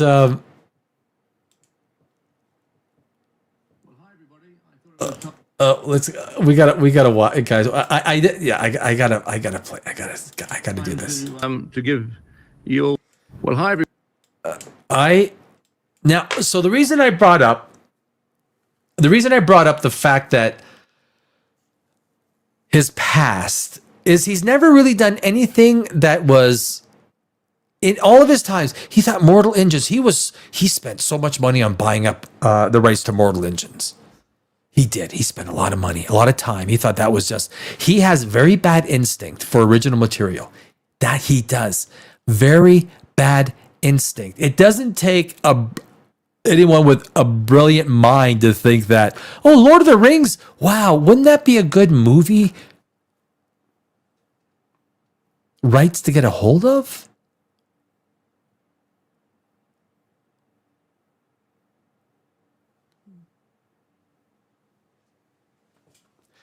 Jackson has proved he has very bad instinct on movies. Very bad. Except for the 4 movies that he has done that have been amazing. But his instinct for movies outside of that have not been good. Everybody, I thought it was time to give you all a Hunt for Gollum update. The first of many that we'll do, little blogs along the way. And Andy Serkis has been busy designing the film. He's going to direct it and obviously play Gollum. We've got a lot of the old team back again, familiar faces and some new faces. But Andy's doing a terrific job. It's looking amazing. The script is coming together really well, and I think it's going to be a really good film. You know what? The fact that he is so hands-off makes me feel reassured and also concerned at the same time. Andy Serkis, I have a certain amount of comfort with Andy Serkis. You've got to put a lot of story into a story that basically doesn't have too much story. I heard, what's his name from Nerdrotic? Gary Beekler talk about this. And he's extremely concerned about it. Extremely concerned about it. But from my perspective, from a screenwriter's perspective, knowing what a good screenwriter can do, the kind of story that you can write, do you have to add things? Of course you do. Of course he's going to add things. Is he going to add things that weren't in the canon or not in the book? Of course he is. You have to. There's not enough meat there. So you got to put meat on the bone. And that's okay. It's storytelling. Let it go. It's okay. Do I think Andy Serkis is the one to do it? Yes. If Peter Jackson was in control of it, I'd be much more concerned. Much more concerned. Do I think there's a story there that's worth telling? I don't know, because it's based purely on the screenwriter. Or the one bringing it together. And I think it has a lot to do with Andy Serkis. And Andy has proved himself in a lot of different movies. Much more so than Peter Jackson has. Peter Jackson has done nothing of consequence since The Hobbit. Actually, outside of Lord of the Rings, he's done nothing of God. He's done nothing. Nothing. Zero. And his latest outing with War of the Rohirrim proves that his instinct, he's got bad instinct. He's worth $2 billion. He doesn't have that same passion. Not even close. Really good film. But that is not the only Tolkien movie that we're developing. We've actually got another film that we'll be making after Hunt for Gollum. So I thought I should tell you a little bit about that. Actually, why don't I get someone else to why don't you, mate? Because we've got a very special partner that we're working with. Is he like, what fucking, does his eyebrows move? Hello? Like, he just, you got $2 billion. You can afford hair transplants. Elon Musk did it. I mean, seriously, you can afford hair transplants. $2 billion. Just fucking do hair transplants. You can afford a frickin' trainer, a chef and a frickin' trainer. Holy dear God, man. This guy is like 60 years old. This dude, how do I do this? Okay, I'm going to do this. Watch this, guys. Let me do this.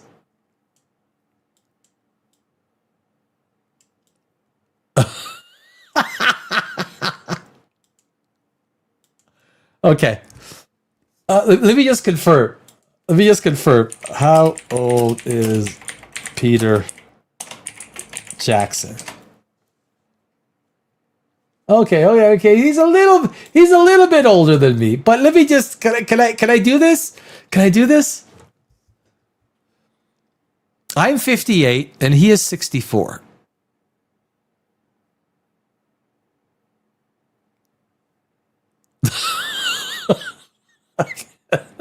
If I look like, how do I do this? If I look like that, dude, if I look like that at 64. Now I do get told I'm late 30s. Like I do. I walk around and people see my DL or something like that and they go, they've made a mistake on your driver's license. It should be 87, not 67. I was like, fucking God bless you. God bless you. But I am, But anyway, this is 64 versus, if I look, guys, I'm like, okay, can we get back to something important like Stephen Colbert? Can we get back to Stephen fucking Colbert? And you can see for yourself. Hang on. There we go. Oh, he's got the red book. Right, he's got the red book. Look at Peter Jackson's choice of wardrobe. It's not that you had, this is what I'm going to put on this morning, but this is what I'm going to put on this morning to go on live, to watch millions of people watch me.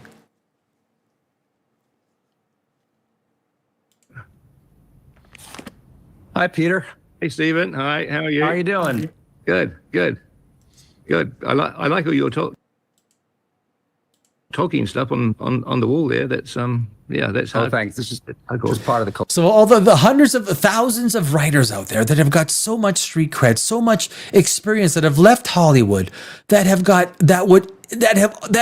submitted so many. You know how many scripts for Lord of the Rings get submitted every single freaking year? Do you know how many scripts of LOTR get deposited? Now, do not think just because Peter Jackson thinks that Stephen Colbert, which basically turns off 50% of, I would say 30 to 40% of the country, will flip the middle finger at Colbert and say, I'm not watching your shit show. And I would venture a bet that people at Warner Brothers, what Peter Jackson thinks is not what Warner Brothers thinks. So whatever Peter Jackson says, that this is the next movie for Lord of the Rings. Look, Warner Brothers, you think they're going to fucking commit to it? Hell no. This is a backyard circle jerk between two guys who think that they're going to do something. It's not going to happen. I'm telling you, it's not going to fucking happen. It's not. This is a joke collection. So I was just explaining to the folks about the next Tolkien movie after Hunt for Gollum, and no. You think Warner Brothers are going to put that frickin' money up? Holy jeez! Like, it makes me think that maybe Peter Jackson is more senile than anyone thinks. You think Warner Brothers, you really think that Paramount, if they buy it, and Warner Brothers is going to just flip the cash because Stephen Colbert, who hasn't written a fucking thing in his life, and his son, who hasn't written a fucking thing in his life, are going to put together because Peter Jackson thinks so. How did that War of the Rohirrim turn out? And the fact that we've how did that turn out? To develop the script. So, yeah, I'm pretty happy about it. Should I tell people what the story is? Yeah. As much as you want. Yeah. Tell us, Steve, because no one else has fucking thought of this. Nobody ever could thought. The hundreds of thousands of writers have never thought of this. I will, as much as I can. You know what the books mean to me and what your films mean to me. But the thing I found myself reading over and over again were the 6 chapters early on in the Fellowship that y'all never developed into the first movie back in. Y'all never did it. There's a story in there, y'all, even though y'all added stuff into the movie from those first 6 chapters, y'all added it in there.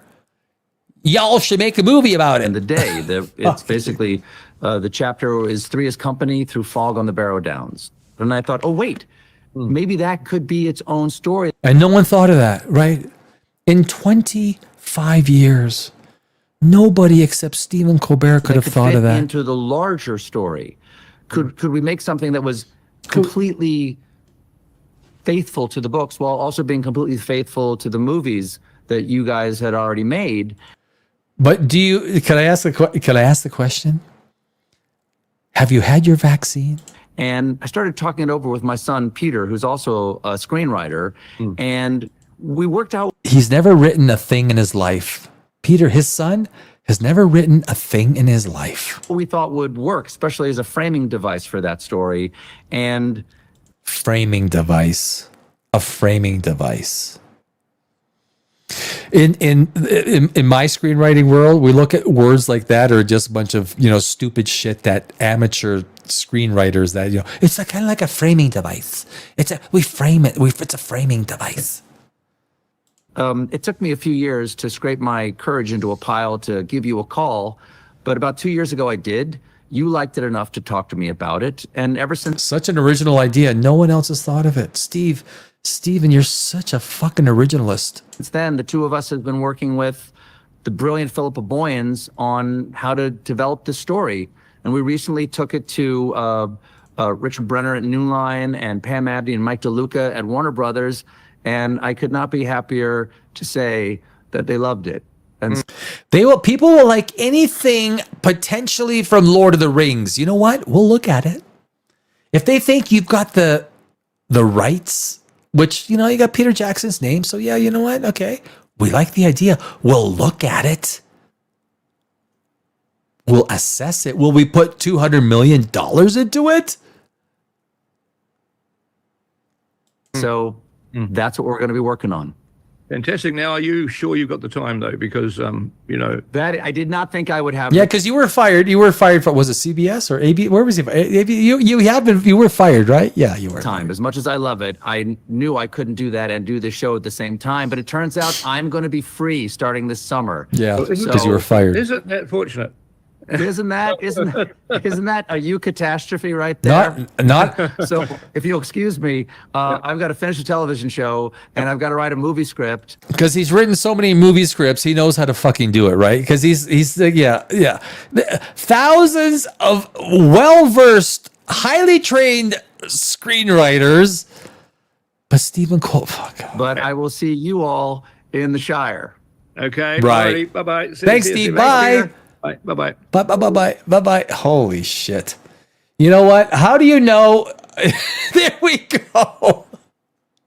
How do you know that the world is falling apart? Well, yes, like Iran. Look, World War III is starting. We got it. I prefer not to talk about it. We'll let other channels talk about that shit.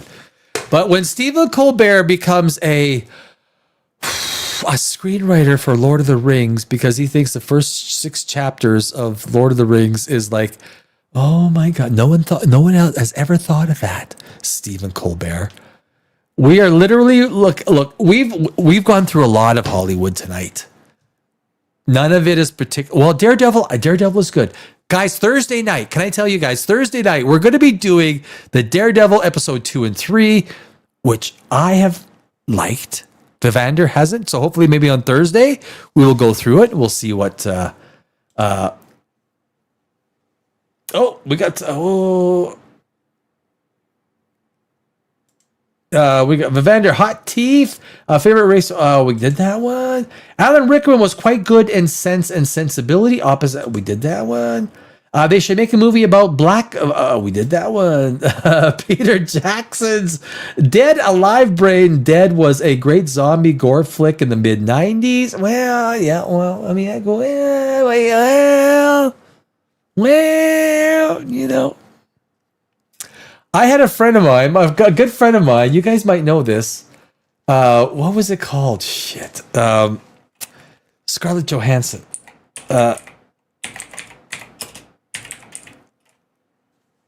She was in. So a guy, a friend, a good friend of a friend. Maybe that's the way to say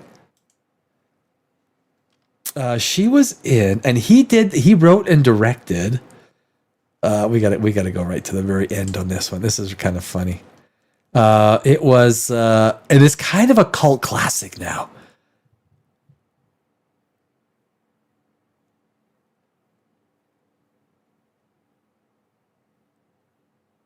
Oh, where is it?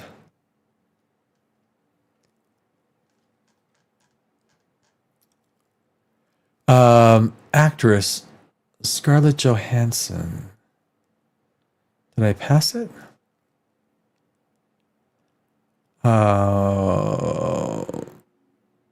Hold up. There it is. Eight-legged freaks. 2002. Eight-legged freaks. That was one of the first movies that Scarlett Johansson was in, and she was in it. And a friend of a friend, Ellery, he was the director and writer for that movie, and it's still making him money. It's still making him very good money. Can I do that? Can I share it?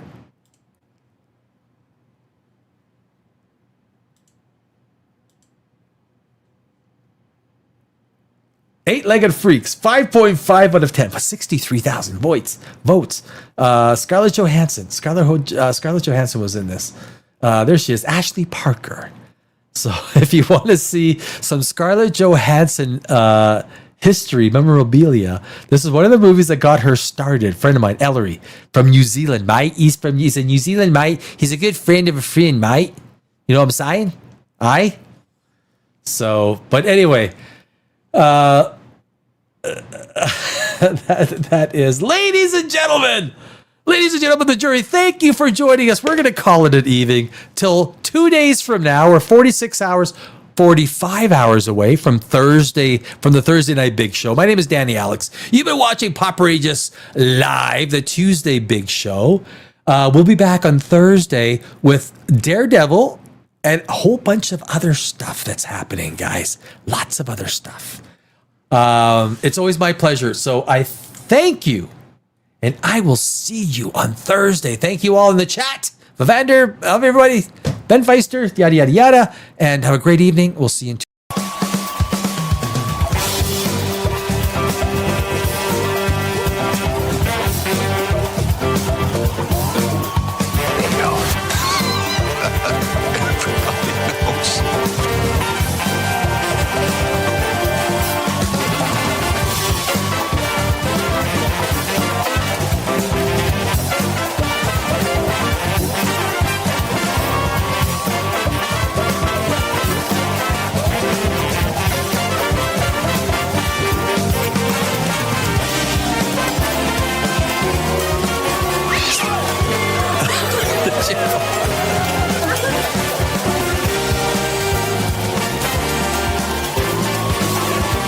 Oh, sorry. You're still there.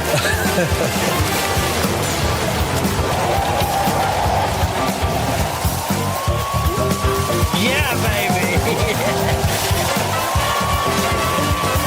Are you not entertained?